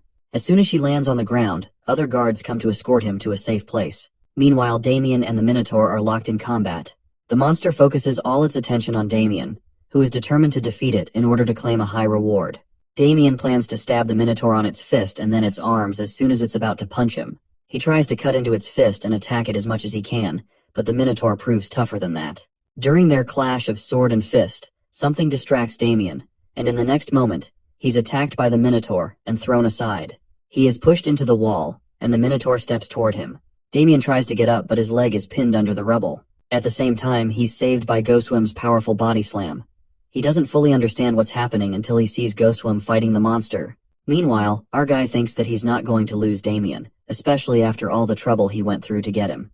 That's why he fed Ghostwim red sunflower seeds to make him bigger, so he could fight the Minotaur. He shouts at his bodyguard to get up, as they're about to be surrounded, prompting a remark from him that he's going to get a lot of money. but unfortunately Damien can't move his leg. On the other side, the Minotaur throws Ghostwim into the air toward Damien. Seeing this, Rakiel shouts for Damien to hold on to Ghostwim in order to escape. Damien does so, and Ghostwim jumps from the second floor. Now, they're in front of the Crown Prince, but not just his friend but his enemy. The Minotaur also leaps from the second floor and howls at them, with everyone else following close behind. Rakiel asks about the well-being of Damien and Ghostwim. Damien answers that he's all right. He thinks about the Minotaur and wants the medicine from it, but he rejects the thought, as it could cost him his life. He then suggests to his companions that they head to a safer place. At this moment, the mayor interjects, stating that he's going to bring him and his companions to the safest place in the city. After a while, they arrive at the port. The mayor informs him that if they ride the ship, the Minotaur won't be able to chase them on the sea, and they can easily escape this way. Rakiel likes the idea and decides to escape this way. When they board the ship and offer the mayor to join them, our dude is shocked to hear that the mayor refuses to escape. With a serious expression, the mayor states that he won't run away because this city and the safety of its people are his responsibility. So, he will stay and guide the guards to counter their current problem. Hearing his words, Rakiel changes his opinion about the mayor, as he is no longer seeing him as a shallow man who just wanted to go on with his life. He now seems serious, and this makes Rakiel contemplate whether it's right for him to run away as well. Seeing his expression, Damien understands his inner turmoil and stresses that they need to depart. He reminds Rakiel that everyone has their own role to play, so he doesn't need to feel guilty. At that moment, Rakiel realizes that his bodyguard is right. The mayor's role is to protect the city, while his own role is to protect the imperial family. For this purpose, he has to survive. So, he orders the anchor to be raised. However, just as their luck runs out, the Minotaur arrives, chasing after them. It leaps onto the ship, while howling with anger. It tears apart the ship and swings the wood over their heads. Rakiel orders everyone to get down to avoid being hit by it. Meanwhile, Rakiel is also thinking about his next course of action, as they have no way out of this situation now. On the other hand, his organs are shivering as they sense the danger around them. He tries to think of a plan to escape, but is on the verge of tears when he realizes he hasn't awakened his brain. Damien jumps beside him and tells him to get to the deck and stay hidden there. Rakiel asks what Damien will do in the meantime. While unsheathing his sword and turning toward the Minotaur, Damien claims he's about to make a lot of money from this fight, so the Minotaur better get to work to earn it. Damien rushes toward the monster and calls for Agnes's help. But their combined efforts, along with some guards, go in vain as they are all thrown aside by the Minotaur, which remains standing tall. Seeing everything unfold, Rakiel panics for a moment. But then he pulls himself together and looks closely at the Minotaur, while analyzing its health condition to figure out how to defeat it. At this moment, his system informs him that he has strengthened his Azrahan core to its limit due to being in an unprecedented and extremely dangerous situation. As a result, he has acquired a skill called Acupoint Scan, where his Azrahan core technique is combined with his pulse reading skill. This allows him to see the acupoints of every living thing in order to predict their movements. Now he applies this skill to the Minotaur standing in front of him, which makes him realize that he can clearly dodge its every move. However, the problem is his stamina, as he can't keep up with this for long. With a tense expression, Rakiel ponders a way out for himself and everyone else. Meanwhile, he notices Ghostwim and gets an idea, though he's a little uncertain about whether it will work. But he decides to go for it anyway, because he believes it's his role to protect everyone as the Crown Prince. So, when the Minotaur is about to attack a sailor, Rakiel rushes in from the front to block its strike. His system warns him that he has eaten the red sunflower seeds meant for his summoning. Our boy really becomes a giant with the red flower seed, and now has a one-on-one with this monster. However, his system informs him that he is not a summon, so he must have side effects from eating the red flower seed. He needs to consult the doctor immediately. He dryly reminds his system that he is a traditional medicine doctor. His system then informs him that his giant form will last only 3 minutes, and he will fall into a coma once it ends as a side effect. Now he understands the severity of the situation as he has to end this fight within 2.5 minutes, which he is sure he can't do, and he might meet his end. As expected, the Minotaur gives him a hard punch in his face. He complains about how much it hurts, but normally he would be killed by this attack, so there is still hope. In order to test his hope, he hits the Minotaur with his head, and hurts himself as well. Now it seems impossible to end this fight in the limited time. He needs to think quickly. He looks at his summon, who is exhausted because of the fight. He wonders if his guards can handle it, but what if he faints? He has to do something quickly. He asks Gusium to provide some thorns. After getting them, he grabs the Minotaur's neck in his arm as he is going to use acupoints on him. He pierces the first needle into the Tianyu point near its neck. This point is used for ascending and descending mana, but unfortunately, our guy can't pierce the thorn deep enough to reach Minotaur's mana flow. He then orders Damien to attack the end of the thorn, and Damien does so immediately. His next target is to calm the monster down mentally. To do this, he reduces the stimulation of the sympathetic nerve and increases the stimulation of the parasympathetic nerves. He then targets another acupoint and asks Damien to dig the needle deeper. After a while, he targets several acupoints in order to prick its blood and energy flow. He jokingly thinks that the Minotaur is behaving like a kid who doesn't want to get a shot. So now, he will give it a sweet if it behaves during the last acupoint, which is the ermine point. This point is used for ear disorders. With this last point, suddenly the monster calms down as its pain disappears. Our boy says that it was kind of a coincidence as well. To realize that his pain has disappeared, the Minotaur turns to our guy and thanks him, thinking he's the reason the pain is gone. At this moment, our dude falls down, whining that he's incredibly tired. He checks his internal organs, which are also protesting because the sudden size change disrupted their blood and breathing flow. At this moment, his time as a giant ends, and he returns to his normal size. Everyone gathers around him in concern.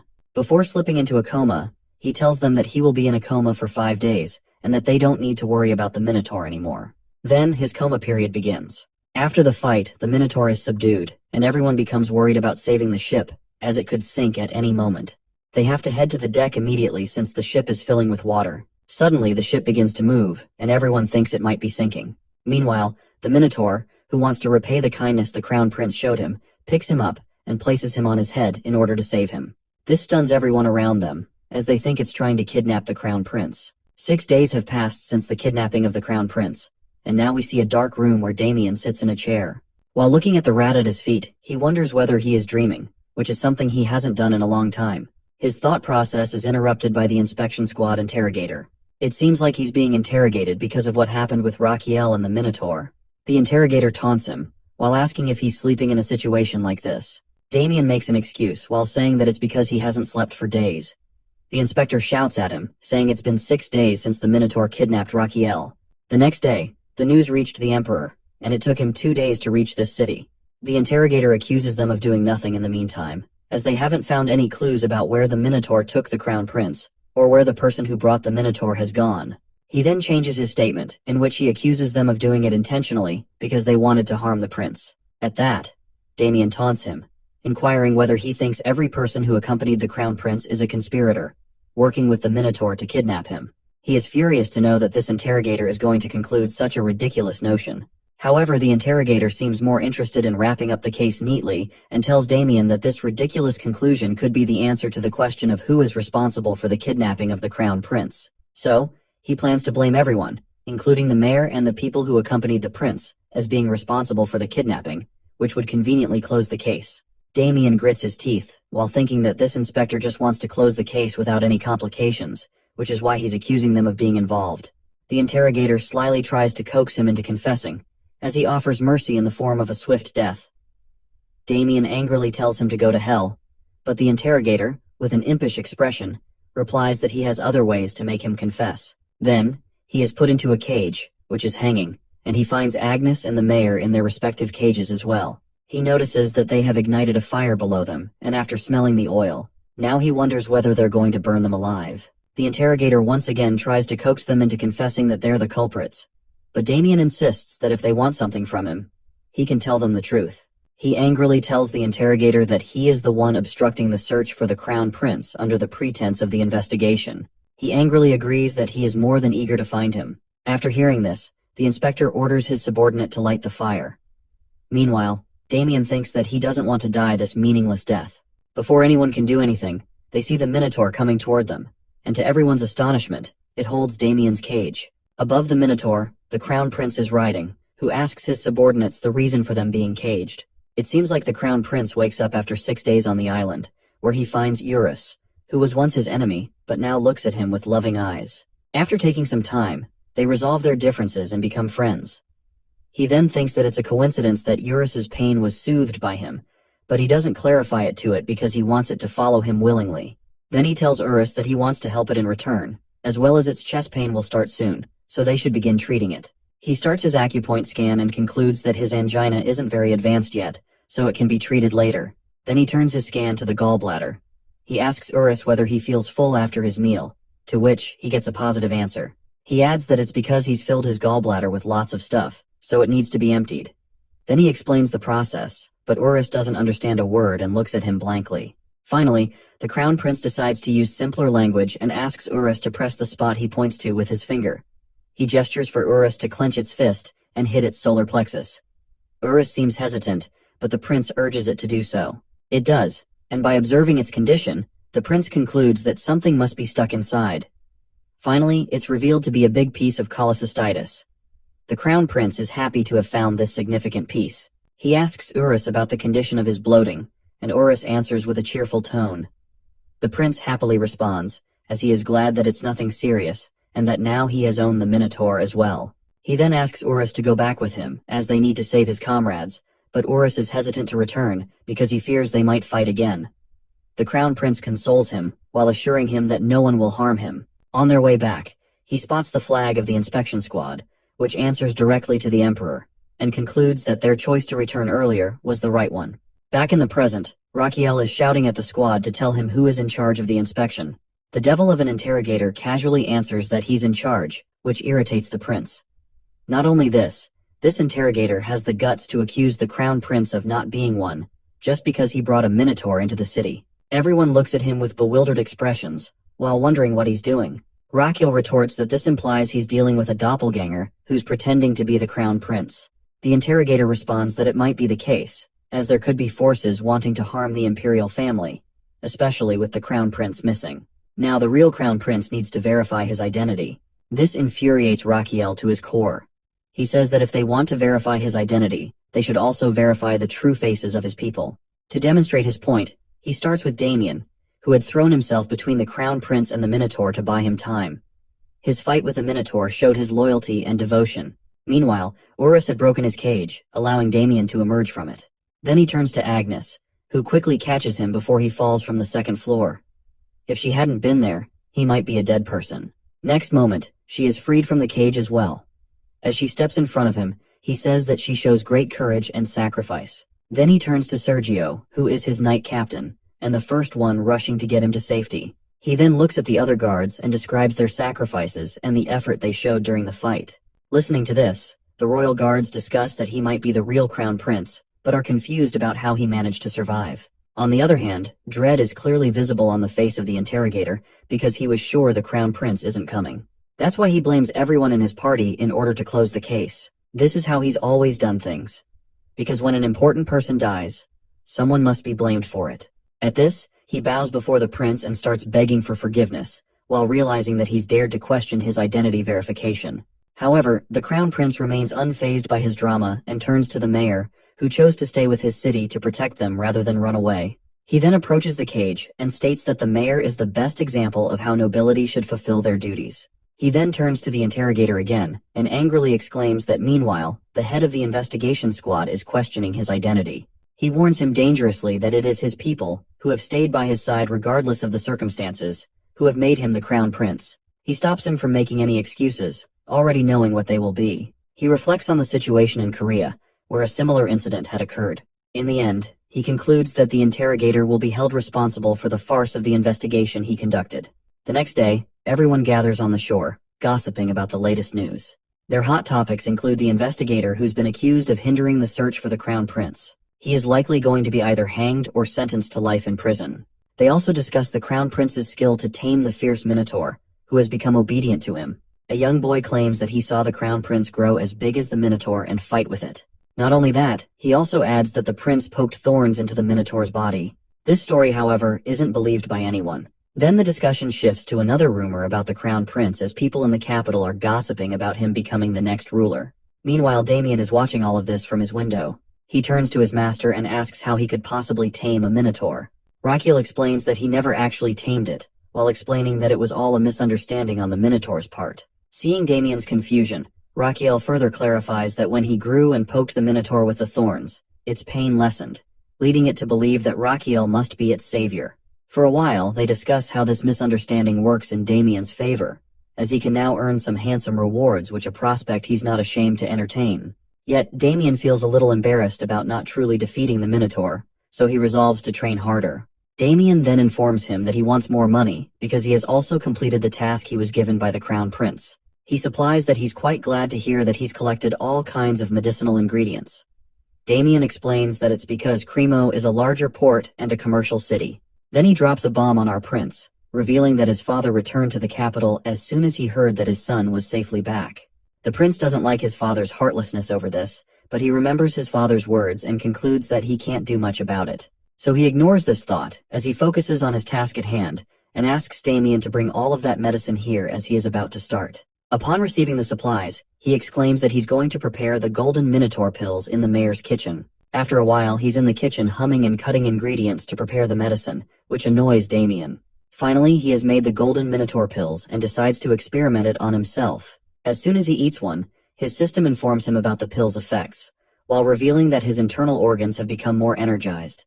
However, his stomach doesn't appreciate the taste. In return, though, he gains 500 more HP from his organs. Not only that, his tonic concoction analysis skill activates because he made the pill himself. After reviewing the long list of benefits from the pill, he feels quite happy to see that it not only treats cardiac disease, but also provides natural sleep without any side effects. Reading this, he feels ecstatic about the results. The next day he goes to Eurus and asks how it's feeling.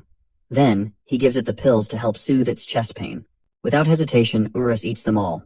It feels extremely energized from the pills, and their effectiveness increases by 10% after he uses them to heal the Minotaur, who is his patient now. Not only that, he gains a life bonus of 7 days and an additional 600 HP from his organs. Later, he is lying on the Minotaur leisurely, planning to counting on his Minotaur from now on.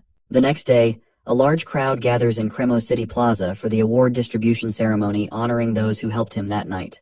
That morning, Rakiel makes a grand entrance, riding in on Urus. Seeing him, the crowd confirms that he's likely to become their next king. Unbeknownst to their discussion, Rakiel begins the ceremony, while recalling that the last time he received this much attention was during his fight with his brother, so he doesn't want him to feel afraid. He starts the ceremony by addressing his bodyguards and complimenting the bravery they displayed that night when they fought against a Minotaur.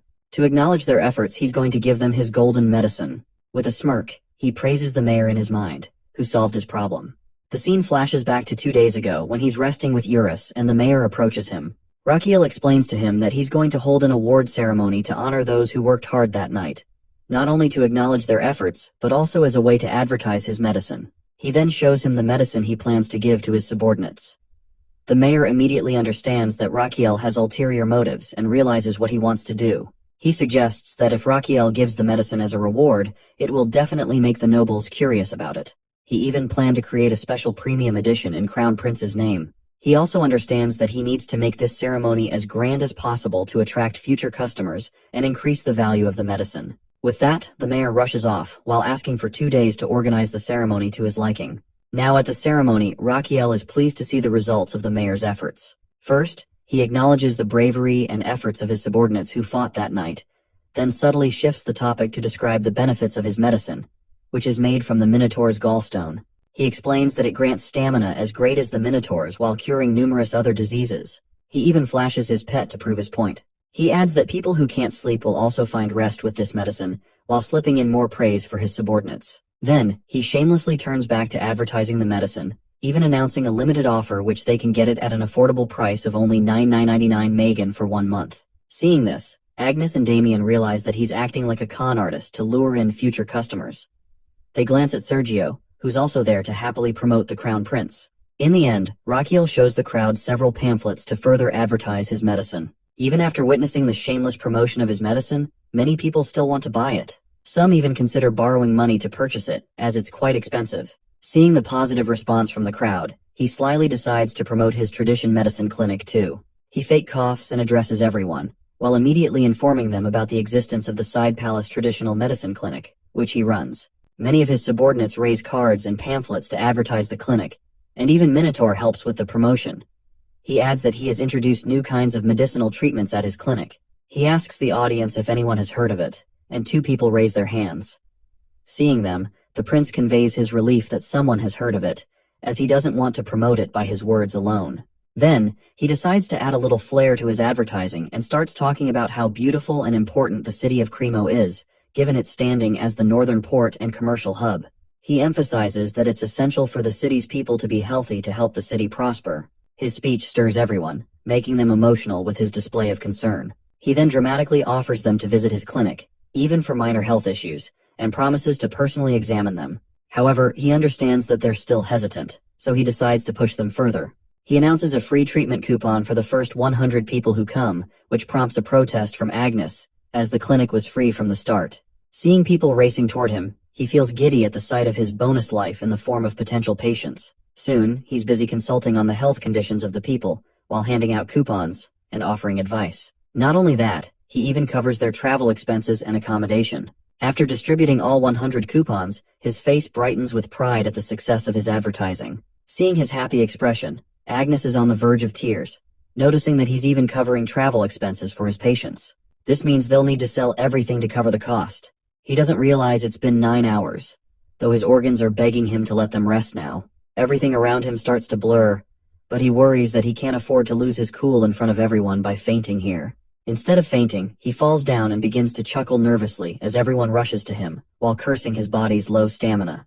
His system informs him of what he's done, witnessed by the people of Cremo, along with his exhaustion. Seeing him like this, the people of Cremo feel touched by his dedication, and he's granted a new title. A new power is added to his traditional medicine skill called Great Doctor Point. This is a kind of reputation value in which, whenever he makes an impact on society through his medical practice, or people are touched by his effort and skill, he will earn 101 GDP. He understands this new point system but doesn't know where to use them. Upon hearing this, his system informs him that he can use these points to buy a lie voucher. With the help of the voucher, he can tell a lie to anyone, and they will believe him. Damien rushes to him and helps him stand. Meanwhile, he receives more information about the lie voucher. For example, he has to choose the person he plans to lie to. Additionally, each voucher can only be used once. Mythical creatures and people closer to him might not be affected by the voucher. He then asks Damien to give him a piggyback ride, and Damien responds that he'll do it if he gets paid for it. After a while, he's in front of a very emotional mayor, who can't believe the crown prince is leaving already. The mayor adds that Raquiel needs to rest before starting his journey. Raquiel brushes off the concern, while saying that he'll sleep in the horse carriage, which prompts a protest from the mayor, insisting that it's not comfortable. He concludes the conversation by praising and thanking the mayor for everything he's done for him. Then, he heads to his carriage, tossing an offer to the mayor to visit his clinic with Captain Roberto. The mayor doesn't understand, but Raquiel is referring to the fact that both he and Captain Roberto suffer from partial baldness, which he can treat. As soon as Raquiel enters the capital and his hometown, everyone is startled to see a minotaur accompanying him. A knight rushes toward his carriage, and as soon as he spots the minotaur beside the prince, he's a little startled at first, but he quickly shakes his head and moves forward. He wakes the crown prince and hands him an envelope sent by the emperor, after greeting him in a very formal manner. Raquiel takes the envelope from his hand, feeling a bad sense of foreboding about the content of the letter. He opens the envelope, his eyes shining with worried curiosity. This letter is a summon for him in the court of his father. He doesn't feel good after reading it. However, with a grin, he brushes off his worry by thinking that he's going to use the lie voucher in case things go south. Later, he's shown in front of his father, greeting him. He stays bowed while waiting impatiently for his father to say something. Finally, his father deems him worthy of wasting some words on him and expresses how irresponsible and incompetent his son is to endanger the people who are traveling with him. He doesn't like his father's words as he almost meets his end during that fiasco. His father then asks about the attack that happened at the mayor's residence, which he had confirmed. His father again reprimands him for not going to safety quickly, which led his bodyguards into a dangerous situation. He even has the nerve to tell our boy that he needed to take precautions before any kind of situation arises. All of his scolding and reprimands are making our dude quite irritated, especially since the situation was something he couldn't predict beforehand. After asking about his opinion, his father again reminds him of his incompetence, which endangered his companions. On the other side, our boy is quite upset about his father's inconsideration regarding his well-being. His father supplies with anger that how embarrassing it is for him to not protect 10 people who are with him when he is going to take the throne of that country and protect and care for millions of people in the empire in the future. Now Raquiel understands that what his father is making him understand is not wrong at all. Then his father instructs him to reflect on what he has told him, and he agrees to do so. At last, his father grants him to say something as well. Raquiel himself wants to have a two-way conversation with his father and asks him to quit smoking. He adds that he needs to be healthy because he has the burden of leading the country. After saying this, he smirks, thinking he has given his father a taste of his own medicine. Raquiel then adds that the prosperity of the imperial family depends on his health. At this moment, he thinks about the novel in which the Emperor dies due to a heart attack caused by stress and smoking after the death of Rachiel. Later, it leads to the downfall of the Empire. Most importantly, he doesn't want the Emperor to have the same end as his own father. His father informs him that the day he first asked him to quit smoking, he did it. So, does he want to say anything else? Hearing this with a stunned expression, Rachiel says that he doesn't have anything else to say and asks for his leave. Just as he is about to leave, his father tells Rachiel not to eat the meat of summoned beasts, as it could harm his body. Later, when his son has left, the Emperor thinks about his son with a soft expression, considering his concern for him. Then he asks someone about the pill Rachiel has developed. The person informs the Emperor that they have used that information unit to spread the news about the Minotaur golden pills everywhere. He then asks about the result. The person informs him that the nobles living on the border are very curious about the pills, and might come to know more about it. The Emperor is quite happy with this result. On the other side, our boy and Damien are heading back to the side palace, and Rachiel is counting his every step. Damien asks him about his purpose in doing so, and Rachiel tells him that he's just coming. Then, the next moment, a very crying and emotional Garden is seen rushing toward them. Our guy tries to stop him while jokingly asking his doctor whether he was this excited to see him.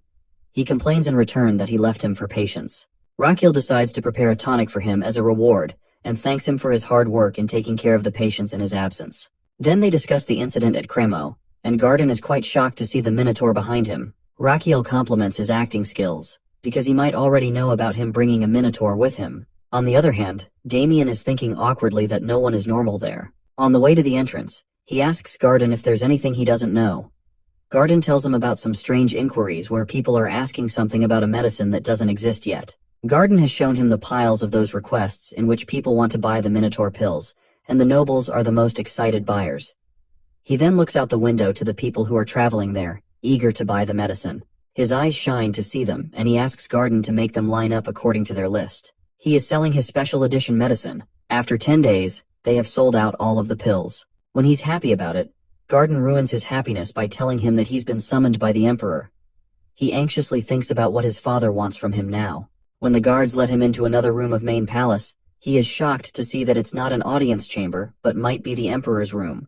When he enters the room and sees the Emperor, something falls in the pit of his stomach as he realizes that the Emperor is in the same condition his father was. Rachiel's past self is seen in the internet cafe, where he is found playing a game which he is losing constantly. This is making him quite irritated. His friend tells him that his phone is ringing constantly, but he says that he doesn't care about it. When the game is over, he finally decides to pick up the call. As soon as he does so, his expression changes to dread. He rushes, his tone frantic, and can't hold himself together when he sees his father on his deathbed. In the present time, he tries to move past his trauma and see his father in this state. But there's no time to indulge in such things as he needs to treat the Emperor. He diagnoses that the Emperor might have had a stroke because his muscles and nerve signals, which control the muscles of the body, are all over the place. Then he turns to the Emperor's doctor about his father's health condition. To his shock, the doctor informs him that the Emperor has been fainting since the previous night. He asks about the cause of the problem. The doctor informs him that it was because the Emperor was drunk the previous night after having dinner, so he suggested he take a rest. When he checked on him the next morning, the Emperor was already in this state. This information makes Rachiel angry because the doctor lost the golden hour for treatment, during which he could have controlled the Emperor's condition, which seems like the symptoms of a stroke. One thing he doesn't understand is why it happened in the first place, because the Emperor claimed to him that he had quit smoking and was taking care of his health. He then thinks about the story development after the Emperor's death, in which the second prince becomes the king. But now, it will be him who will become the Emperor, who only has 200 days left to live. However, as Emperor, he would have plenty of work to do, which doesn't allow him to treat patients, leading to his early death. He immediately tries to search for the cause of the stroke while hoping that it won't be because of cerebral hemorrhage. Basically, there are two types of strokes. One is caused by cerebral hemorrhage, which happens when a vein in the brain bursts. The other cause can be thrombosis and atherosclerosis, in which the aforementioned vein is blocked, which stops the oxygen from going to the brain. Cerebral hemorrhage has a higher chance of death. While diagnosing, he tensely hopes that it will not be a hemorrhage. Finally, a while ago, he confirms that it is ischemic, which is the lesser evil of the two. This condition paralyzes his father or makes him immobile, so now he needs to check which vein has been blocked. While checking his veins, he is petrified to see that one of the blood clots doesn't seem natural because he can't see the lines of Zahn. It increases his tension, as it's not natural to find such a clot there. He looks at his doctor suspiciously and decides to investigate this matter later, as he needs to further treat his father. For this purpose, he needs to move him to his clinic. At this moment, his thoughts are interrupted by the Archbishop. Rakiel introduces himself and asks whether his purpose is to be here to heal the Emperor. The Archbishop confirms it by adding that he is here to pray for him, but the Emperor's condition is quite critical for him to pray much needed. He then starts his divine power as the prince had allowed him. To see the effectivity of the divine power, he uses the acupoint scan skill and is shocked to see that the Emperor's cells are regenerating during this divine healing. He is glad to see that the cells are regenerating, as it is generally impossible to do so due to the damage of the brain cells. After finding the hope that he might save him, he starts to pray alongside the Archbishop. A while later, the Archbishop claims that he is done. He then checks his condition and states that even though the blood cells have regenerated, they will die down eventually because the blood clot has not been removed. Now his top priority is to remove that clot. He contemplates which treatment he should adopt to do so. The most dangerous would be reperfusion injury, which is a condition in which blood flow is resumed in a part of the body that previously had ischemia. In this condition, the part that has ischemia takes the most damage because it worsens cell recovery. After concluding something, he orders Roberto to bring the palace mage. He then asks whether the prince has lightning magic in his mind, which he declines. Before the captain even takes a sigh of relief, the prince exclaims that he is going to freeze the emperor. After a while, the palace mage stands in front of the tense prince and emperor's doctor. Upon knowing what their crazy prince wants him to do, he is quite shocked. The mage is hesitant and tense, knowing this could endanger him. But Rakiel seriously tells him that it's the same as what happened with George, so he needs to do it in order to save the emperor. Otherwise, his condition will worsen. To listen to him, he considers doing this but starts to suspect Rakiel, thinking he might be doing this in order to become emperor. But he brushes off this negative thought, as Rakiel doesn't seem like someone who would be after power. All he has been doing all this time is treating patients instead of indulging himself in politics. Upon contemplating the matter, he decides to trust him and follow his instructions. When he supplies this to Rakiel, he thanks him while summoning goosebumps. After getting some thorns from him, and a Minotaur golden pill in his other hand, all he needs is Sacred Blessings magic. For this purpose, he turns to the Archbishop and asks him to use Sacred Blessings magic again for the next 4 hours. But the Archbishop apologizes, while saying he can't do it because this kind of magic is only used once a month. Our boy regrets now, as he could have stopped the Archbishop from using it if he had known beforehand. So he asks him to teach him this magic. He is excited at the prospect of having this magic alongside his traditional medicine skills at his disposal, which will consequently help him gain more life bonus. On the other side, the Archbishop is quite excited to know that Rakiel wants to be a believer. He further explains that Rakiel needs to have faith and a sincere heart in order to acquire Sacred Blessings magic. After babbling about what Rakiel has to do, the Archbishop concludes that he needs to have faith for 30 years in order to learn the Sacred Blessings magic. Upon hearing this, Rakiel gives up the idea of learning this magic. Then he turns to his father in order to start the treatment. He makes his father sit down and starts his treatment because he needs to prevent the damage from reperfusion injury. So, he will start to decrease his metabolic rate as much as he can. That will help reduce the amount of sudden changes in the cells and minimize the structural cell damage caused by the injury. Therefore, they need to lower the emperor's body temperature for this purpose. This is called hypothermia therapy, in which he will freeze his father's body in a way that will drop his body temperature, resulting in a decrease in the metabolic rate in his body. After checking that his heart rate and breathing have slowed down as well, he orders the mage to maintain the current temperature. He then turns to the medicine, which is a liquid form of golden Minotaur pills and the thorns left by Gosium. Now he will start removing the blood clot, but there is no room for making mistakes. He starts the treatment and checks that the clot is dissolving, but he needs to move to the next acupoint as soon as possible before the other side takes damage. Then he aims for the Chengoi point, which is an acupoint at the start of the pulse. It changes the energy and blood flow from the Chengoi point and spreads throughout the stomach meridian. Everyone is stupefied to see how he is treating his dad. Unfazed by everyone's tension, he concentrates on the treatment. Now, he checks patiently with his acupoint scan until his father's pulse is ready. He can see mana spreading throughout his father's body, but he needs the blood flow directed toward the anterior inferior cerebellar artery. If too much blood flows at once on top of the reperfusion injury, the damaged walls of the brain cells will definitely burst. To avoid such damage, he needs to proceed with extra caution. He does it one more time and detects small ripples of mana reaction. With that, he senses the blood flow slowing down to only 20%, which arouses hope in him. He has done his best, but now everything depends on the life force and fate of the Emperor. He just hopes it won't end like it did in his past life, when he lost his father. He yearns to hold his father's warm hand one last time after his death. He doesn't want such regret once again.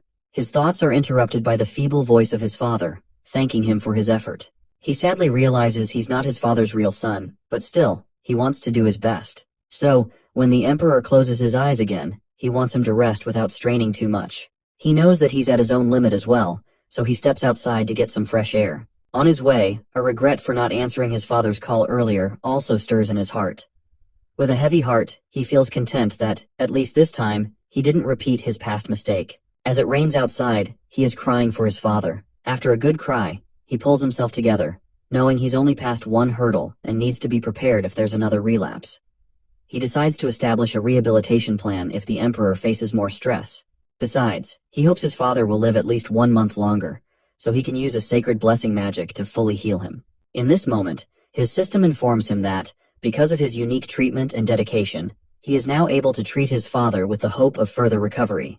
Not only this, but our guy also creates a record by introducing the concept of reperfusion injury to the Laurasia continent. After his discovery, this concept will be written for future generations of medical students. In this way, future medical students will resent him because they'll need to study for exams on this topic. Besides, he also obtains 121 GDP points. He feels glad to receive these unexpected rewards. His moment of contentment is interrupted by the royal doctor, who apologizes for his inability to treat the Emperor. Raquiel angrily orders the doctor's suspension because he fails to recognize the Emperor's condition and loses the golden hour due to his ignorance. So from now on, Raquiel will take care of his father himself. He then instructs his subordinates to stay close to his father since the doctor has proven incompetent. He orders them not to spread the news about the Emperor's health condition and tells them to stand by as the Emperor needs more rest. While looking at them, he thinks there are other reasons he can't trust them. The next morning, he wakes up to his subordinate approaching him and informing him that people outside the Emperor's room have somehow heard that the Emperor has caught a cold and is now resting. He thanks his subordinate, adding that he needs to complete his report. The subordinate then tells him that an envoy from the Amboise kingdom wants to meet the Emperor. He is flabbergasted to hear this news. Upon learning the news, he remembers what he reads in the novel. It is Amboise kingdom that leads to his imperial family's downfall. This kingdom, established for 150 years, grows stronger day by day and starts a great war in which his family will be caught up in the coming years. He doesn't understand the purpose of Amboise's envoy being there. His subordinate tells him that it is the Emperor who sends a summons to see that envoy 5 days ago. Hearing this, he concludes it must be because of Guinness. After expressing his suspicions to his subordinate, he is confirmed that it is indeed the case, as the Emperor wants this Guinness person to hold responsibility for what happens in Cremo. His subordinate suggests that he tell a little bit about the Emperor's health and send him back, which infuriates him. He sits down and contemplates the situation, realizing it won't look good if the envoy is sent back just because of a mere flu. People will talk and assume the Emperor's health is much worse. He needs to meet the envoy, as the situation could easily be exploited by the enemy country, which could wage war in the upcoming years. He deadpans that he is going to hold the meeting his way. The scene shifts to the guest room, where the envoy is having tea. This person is furious at Guinness, who caused such havoc at Cremo and endangered the life of the crown prince, a situation that could easily lead to war. Fortunately, he's no ordinary person, but a diplomacy expert. Skilled in negotiation, he's confident that he can handle any fault thrown his way. He's ready for anything. His daydream of meeting the Emperor is interrupted by the crown prince, who apologizes for being late. The envoy is baffled to see the crown prince instead of the Emperor. However, he needs to remain calm. Meanwhile, the prince plans to tackle this problem with a balanced approach, knowing he needs to be polite. He then asks the envoy to have a seat, while preparing to steer the meeting into his area of expertise and take control from there. He needs to avoid the war at all costs. So the meeting starts, and before the poor envoy can say anything, the crown prince immediately exclaims with a cringe-worthy fake expression that the envoy doesn't seem in good health. The prince asks him to extend his left hand. The diplomatic expert is totally baffled by this out-of-the-blue request. He extends his hand anyway, and Raquiel concludes that he has a heavy head when waking up in the morning. He babbles about other minor health issues of the diplomat, which makes the situation awkward, as the envoy wants him to release his hand and proceed with the meeting. However, while our guy is finding all these common health issues with the envoy, who understands what the crown prince is actually trying to do, but still finds himself getting trapped in his scheme, he needs to meet the Emperor as soon as possible. He thinks that he's there to show many negotiation cards to the Emperor, but the crown prince's talk is going nowhere. Finally finding no choice, he sternly reminds him that he is there to meet the Emperor. Our dude impishly thinks that this person is disillusioned if he believes he can steer the conversation, but he is determined. He starts to say that he is an important person, representing the Amboise kingdom, so how can they ignore the health issues of such a person? He says with fake sympathy that if the envoy loses consciousness during the meeting, it will ruin their reputation as an imperial family. He can't let that happen. He then steps closer and asks in a dangerous tone whether that should happen or not. And finding no choice, the envoy agrees with him. Raquiel gives him numbers of health advice, like quitting smoking and drinking and exercising for 30 minutes daily. At the end, he throws a bomb, while saying that after doing this, he could avoid ending up like an emperor. This revelation startles the envoy, who asks about the well-being of the emperor. The crown prince dramatically exaggerates how the emperor caught the flu because of the stress of managing the empire, which led him to increase the amount of smoking and drinking, and he ended up in bed. Now he's having a very hard time finding his appetite because of the flu. Upon hearing this, the envoy asks whether this is the reason the crown prince was sent here by him, which our dude confirms. He also adds that the emperor sends his apology for not attending the meeting and wants to rearrange it for a later time. To see the crown prince revealing all of this so honestly, the envoy concludes that he can't just find a fault.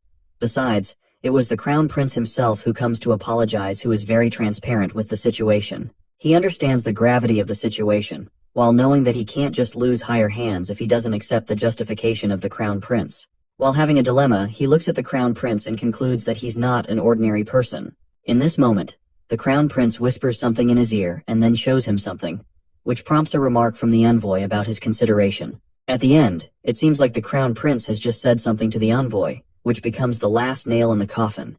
The envoy is quite happy to have a letter to pass to his king and leaves the palace. Damien, who witnesses the situation, asks about his method of convincing the envoy.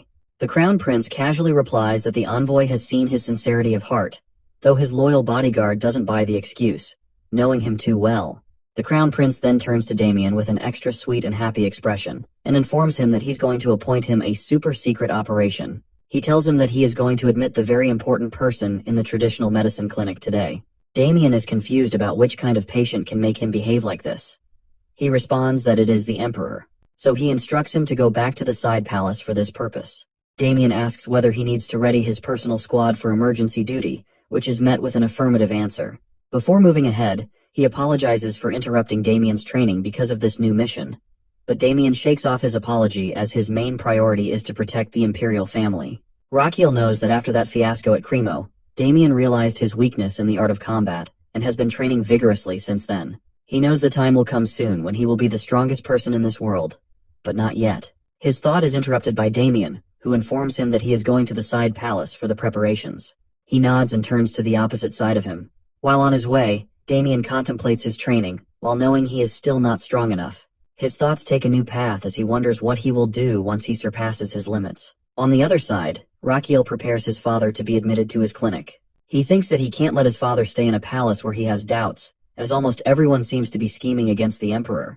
Besides, he needs to stay by his side to cure him until the archbishop is ready to perform the blessing magic. So, he has to move him because, if he stays there, people will suspect that the emperor might be seriously ill. While moving forward, he is evilly happy to begin preparations to receive another VIP patient in his clinic, knowing that the effects of his letter might show themselves soon. Meanwhile, in the Amboise kingdom, when someone informs the king about the arrival of Benjamin, he gets quite furious that he arrives that early, as it's not an easy feat to deal with the emperor. After greeting the king, Benjamin explains the situation in the Magentano, as he couldn't meet with the emperor, but with the crown prince. The scene flashes to the meeting of Benjamin with our guy, who tells him that the king should just be aware of the situation at Cremo. The envoy confirms that. So, the crown prince throws a bomb as he wants Princess Adeline to stay in their county for 6 months. This request totally infuriates the envoy, who assumes that our boy wants the princess to be held hostage in their country. He knows they aren't going to do his bidding, as they are a completely independent country rather than an empire's vassal state. Our boy grins, pleased to see his plan unfolding, as he has consumed a lie voucher.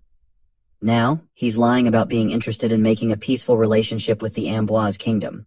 His system informs him that Benjamin will buy this lie, and now, Benjamin believes the crown prince might be taking a liking to their princess. He first dreads the thought of the princess living beside him for 6 months, and falling in love with him as well. Then, he stops to contemplate the benefits of this situation, as it could lead to a powerful alliance through marriage. His greed accelerates to the extent that he wants to carve his name into history as someone who builds the foundation of a great empire, which will come as the result of the marriage between the Princess of Amboise and the Crown Prince of Magentano. He even daydreams of becoming the greatest diplomat in history. His daydream is broken by the angry voice of the King of Amboise, who shouts at him, while asking how he dares to suggest something so infuriating, treating their country as one of their vassal states by agreeing to give the princess as their hostage. He even asks his envoy how he could stand silently after listening to their absurd request. But Benjamin, on the other hand, who totally believes in the lies of our hero, explains that it's a good suggestion for both countries to have a peaceful relationship with each other.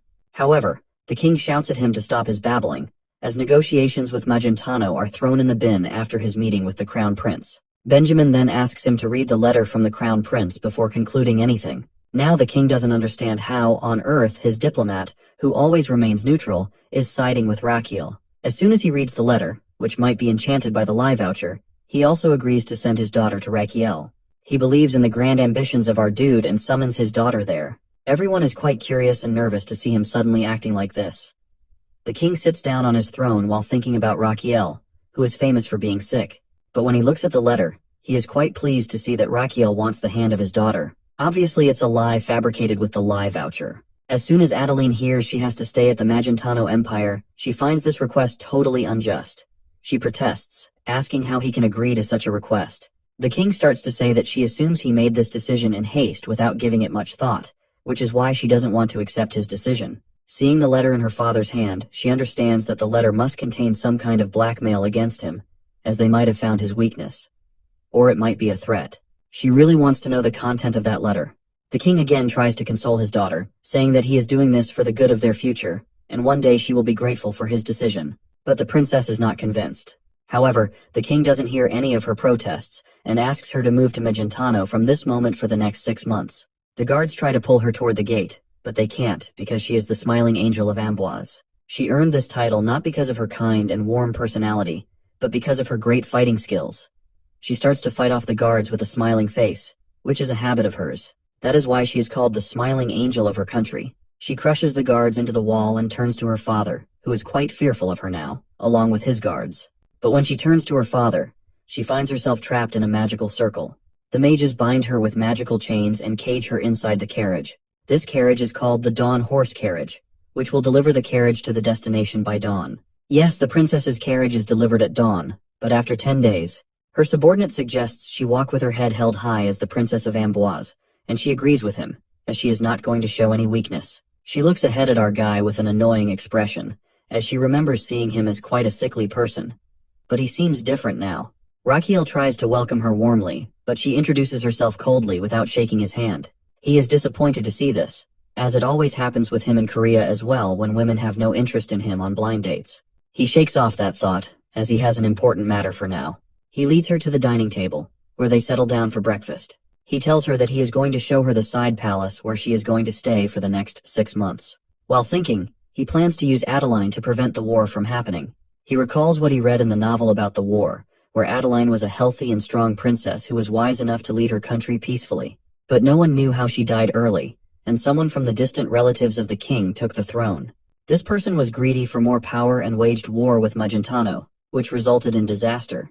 He needs to keep her alive and help her ascend the throne in order to prevent this war from happening at its root. As far as he had read the novel, she might have had the disease of biliary atresia because of her gallstones. He remembers that the author of the novel also had the same disease. Now he has a plan to treat her through medicine and surgery. He then apologizes to the princess for her as she has started eating, acknowledging that it must be difficult for her to digest the food after a long journey. So he presents her with the special tonic by Garden. However, she misunderstands the medicine as poison and is infuriated by this gesture. Afterwards, she bangs her fist on the table furiously and shouts, asking how dare they try to mock her like this. As a result of her banging on the table, it cracks all around the places. She further adds that it's not enough for him to bring her here against her will, as he starts to mock her as well. Rachiel supplies that he doesn't understand. She explains that, for her, coming here is a huge decision for both her and the kingdom, which shocks him. At the end, she exclaims that she will just stay there for 6 months as per his order, but she won't do any more of his bidding. He tries to make peace by saying that she misunderstands something, but she interjects that it's not the case. He pauses and challenges her, saying that she's afraid, which leaves her petrified. With an irritated expression, she tries to say something, but he cuts her off by saying that he hasn't done anything wrong besides offering her a meal and medicine for her fatigue. Then he doesn't understand her reason to be afraid to leave the table. She's getting angrier, but he continues, saying that if she's afraid of him poisoning her, he asks Garden to bring the tonic to him as well. While gulping down the tonic in one go, he dares her to think that he, as the Prince of the Empire, is fool enough to poison her during an official meeting. Then he starts his melodrama by saying that he understands she has been scared. He's playing a trick on her. Knowing that she despises people who are scared and hates being called one, she takes the bait and sits down in the chair while ordering Garden to bring the medicine. But she has a condition, as she will consume his medicine only once. He comments that first, she should have the medicine before making any decision. She looks at the tonic and thinks that, however she sees it, she only sees poison when looking at it. But she gathers courage and gulps the tonic in one go. It tastes awful. Then Raquel offers her the candy, as is the tradition to have this after consuming the bitter medicine. He adds that it has a plum flavor. The princess salivates at the sight of the candy, but her pride stops her from taking it. She finally takes it, and the guy offers her the grape-flavored one as well. She feels like this sweet tastes like heaven, but she gathers her pride, stands up from her place, and adds that she's done with the medicine and dessert and would like to leave. He questions if she's going already. She retorts that there's any reason for her to stay there. He answers negatively, while adding that she will be guided to her room by the Lord Chamberlain. On her way to her chamber, she wishes that she does not want to see him during these 6 months. Later, Adeline is seen exercising with her knights, and is very happy with the results of today's exercise. When she turns to her knights, they all seem quite tired. She asks them why they're tired, because she doesn't feel any fatigue. Her knight answers that it's because they've traveled for 10 days, nothing else. His statement makes her think about why she's not feeling that fatigue at all, unlike her knights. Suddenly she realizes that it might be because of the tonic she had consumed, but she doesn't want to admit that it's the case. Suddenly, the children and old people going to a particular area of the side palace catch her eye. She assumes that they can't be the workers of the side palace. They look sick and are heading towards the direction of the crown prince. Curiosity gets the better of her, and she follows these patients to see what's the matter. Then she spots the crown prince, who is prescribing to the patient about his illness and telling them to avoid oily food and alcohol. He is giving the patients further instructions and heading in the same direction she is in. She immediately hides herself and sighs in relief as she is saved.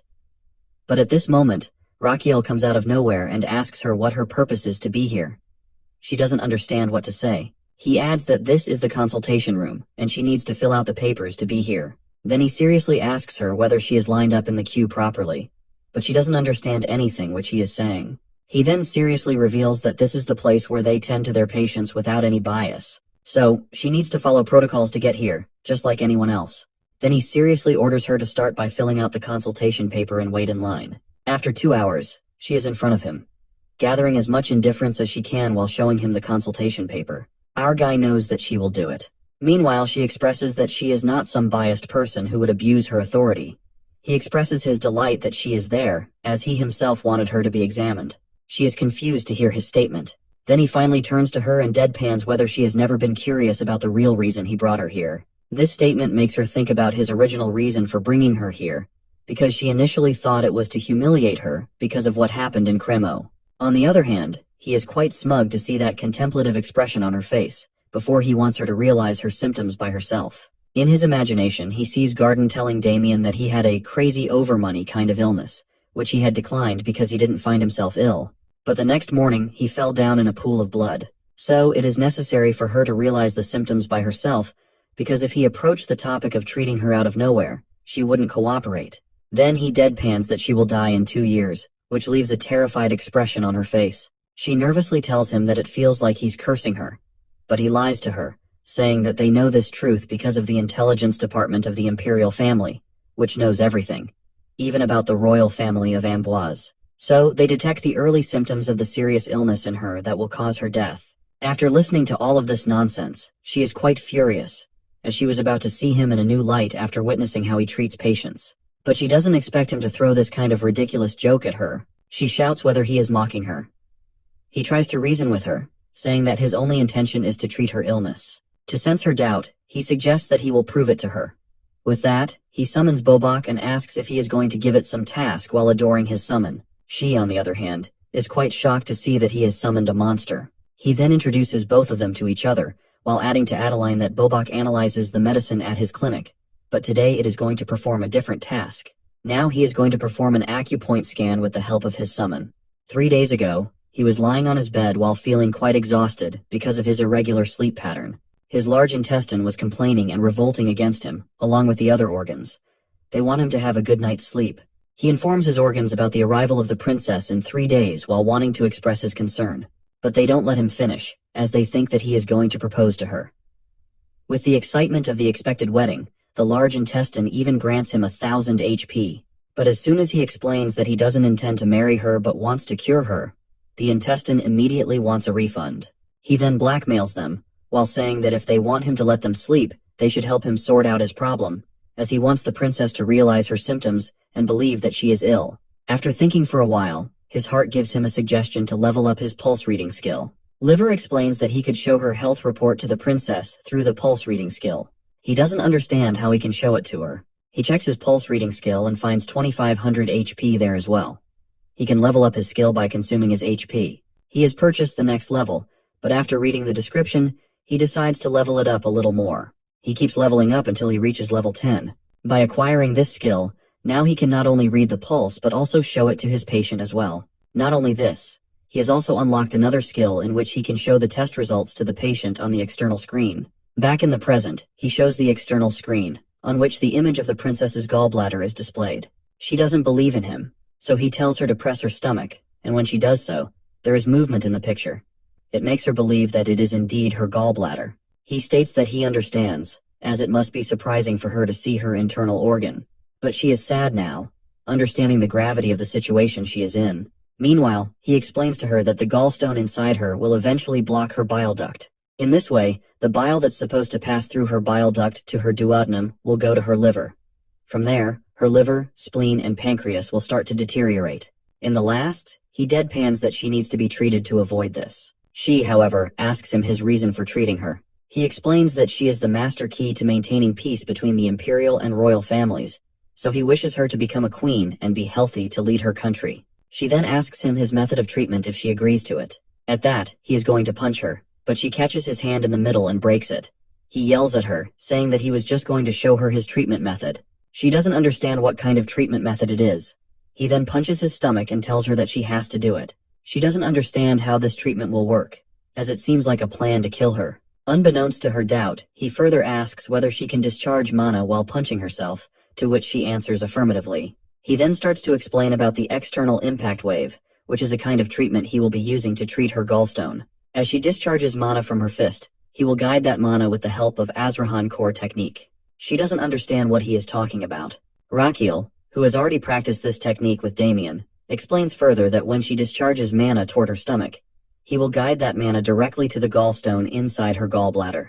In this way, he can remove the gallstone from her gallbladder. She asks him to let her go after the treatment if he wants her to comply with the treatment, which he agrees to. She is shocked to see that he agrees to her demand so easily. He replies that once she is treated, he wouldn't have any reason to keep her there. On the other hand, she is stunned, as she had assumed she would be stuck there. Unbeknownst to her thoughts, he offers her to go to another consultation room as there is a crowd there. Inside the other room, he demands that the princess show her back to him so that he can examine the location and size of the gallstone, and she complies. After checking her up, he asks her to clench her fist and place it on her stomach. After doing this, it is time for her to hit her stomach. He asks her to shape her mana into a sharp needle when she is discharging it into her fist to her stomach. He asks whether she can focus on one point, which she answers affirmatively. She finally hits her stomach but is amazed to feel that it doesn't hurt at all, as it feels like the gallstone has gone from her stomach to somewhere else. Then he asks her to see the CT scan image of her gallbladder, where the gallstone is now cracked. He tells her that she is doing well, so she needs to do it again. After trying multiple times, he stops her as her gallstone has completely crumbled down. Rakiel, who is tired, still praises her for doing well, which brings a smile to her face. He then concludes the treatment, saying that the crumbled gallstone will be discharged from her body naturally. She is baffled to hear it, as she assumes that there is one more stone to break. But when she turns to him, he looks like a ghost. Now she realizes that the mana she discharged was absorbed by him. She shakes him vigorously while asking about his well-being. He tells her that he is fine while thinking that her mana is stronger than he expected. To see his condition, she asks his purpose for pushing himself to his limit. He weakly replies that it's because she is his patient. She doesn't understand, but he again emphasizes that as long as she is receiving the treatment, she will be his patient, which stuns her. Then he weakly adds that he needs to rest before he faints, while she tries to call for him. After a while, our guy is sleeping on his bed when Garden checks on him. He informs Adeline that he is alright, as he has neither a fever nor breathing problems. Adeline asks about the cause of him not waking up yet. He answers that it is because his body is naturally weak, and on top of that, he pushed it to its limit. She tries to apologize for it, but Garden shakes his head, adding that Raquel had told him in advance that he might faint, so she shouldn't think too much about it. Seeing her confused expression, he explains that it is a common occurrence for our guy to put others before himself. Garden also expresses his worry about his master in this regard.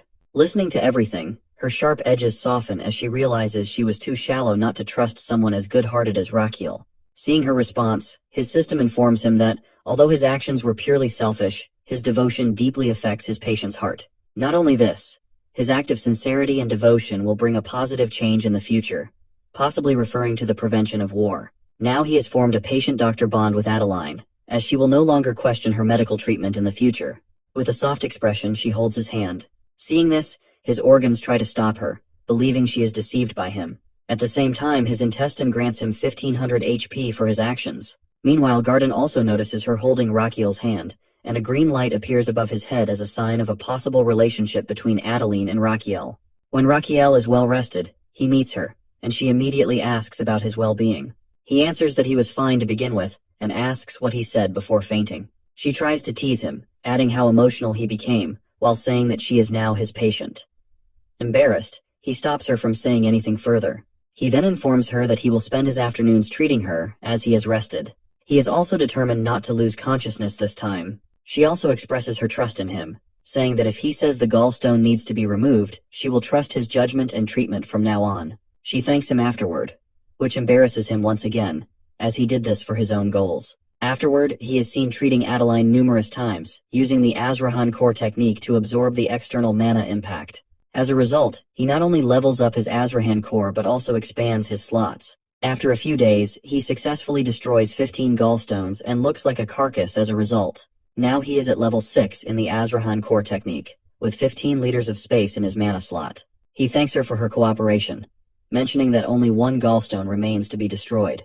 He adds weakly that her mana impact is very powerful to begin with. She responds that she feels awful hearing this. He replies that she should be thankful to him instead. Hearing this, she misunderstands, as she is thinking that he wants a reward for his actions.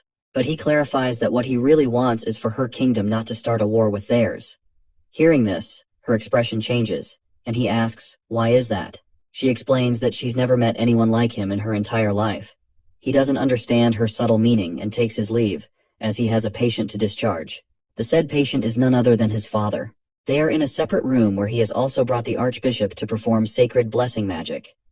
The next moment, after receiving the blessing, the Emperor sits up. He asks for a piece of paper, as he doesn't have much strength to speak. After reading the contents of the paper, he is completely stunned.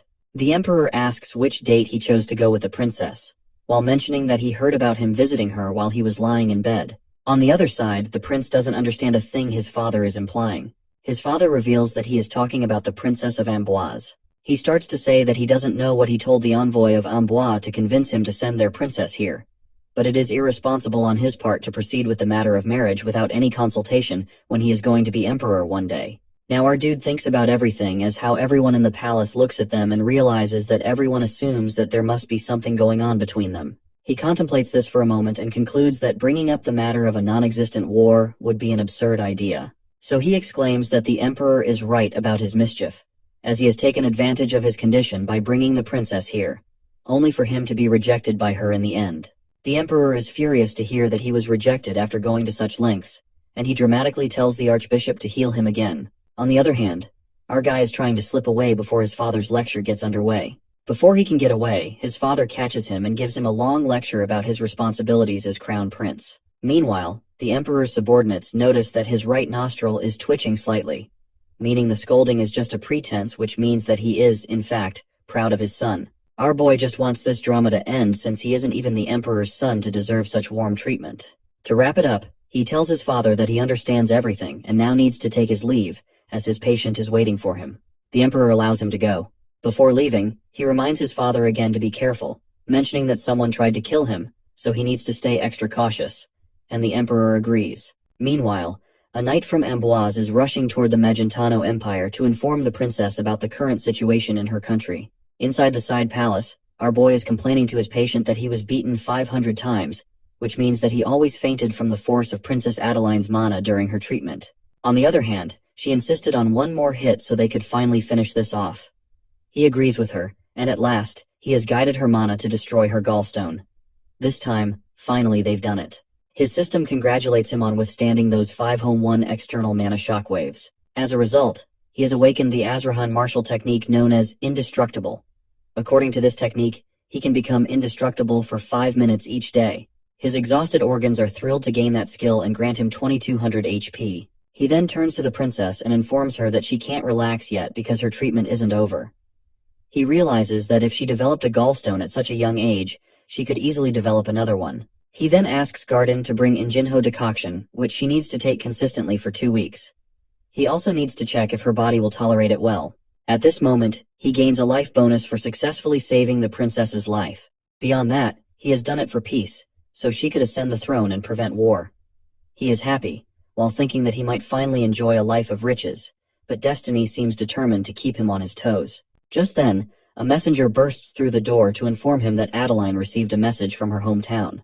To their horror, he informs them that Jabilion, a cadet royal from the kingdom's western region, has declared rebellion against the country. That man believes the current royal family is weak, given they surrendered to the crown prince's absurd demand to send the princess there. Our boy is quite depressed to hear that this has happened despite all his efforts to prevent it. Meanwhile, the princess asks about the current situation. The messenger replies that the war has already started, and that the Central Army is trying to establish a defense at the Valo fortress.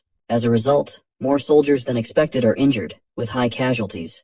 Upon hearing this, the devilish side of our hero immediately feels excited to treat those injured soldiers as a way to extend his life. He even gains 100 HP for his wild idea from his organs. He knows that what's happened is beyond his control. The main thing he can do now is take advantage of the situation. With this thought, he turns to the princess and dramatically expresses his sorrow over the events in her country. He grants her permission to return to her homeland, but insists on going with her so he can heal the injured soldiers as the army doctor. Hearing his words, she thanks him sincerely, which embarrasses him. To shake off the feeling, he tells her to prepare for their departure. The scene shifts to the army camp, where a carriage has just stopped, and a very fat man steps out, while complaining about how shabby the place is. It is revealed that this chubby person is none other than our crown prince, Rachiel, who is missing the comfort of his luxurious carriage. Beside him stand his 2 trusted men, Damien and Garden. Garden still insists that he go back to his empire, but when he calls him Your Highness, Rachiel warns him to use his new identity by calling him Young Master Rihan. The scene flashes back to a few days earlier, when they had completed their preparations for departure. The princess sees Rachiel enter the room in the disguise of Rihan Belkin. When he tells her to move, she questions his identity, not recognizing him in his disguise. When he replies that he is the crown prince, she doesn't believe him and asks the guard to arrest him. He finally convinces her by reminding her about their treatment sessions, a detail known only to the 2 of them, and she immediately recognizes that he is indeed the crown prince. Gardan also comes up behind him, affirming to the princess that he is indeed the crown prince. Our guy reveals that this new identity is granted to him by his father. It is revealed that he goes to his father to ask for permission to go to Amboise. He informs him about the ongoing civil war in Amboise, and expresses his intention to infiltrate their military operation under the guise of a military doctor. The emperor asks him what he hopes to gain by helping Amboise soldiers. He answers that he can observe their military tactics, command structure, and administration, while staying in the safe zone as a doctor. Now the emperor's nostril is twitching, which is a clear sign of his pride for his son.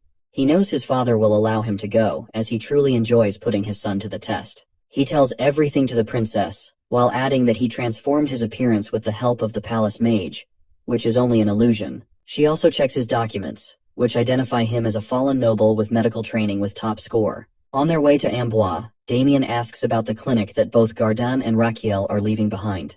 Garden informs him that Agnes is well trained to run the clinic for a few months, as they have spread the rumor that Rachiel is sick and needs rest. Noticing Damien's expression, Garden asks what's on his mind. He expresses concern about whether Agnes is receiving bonus pay for the extra duty hours, which makes Garden break into a sweat.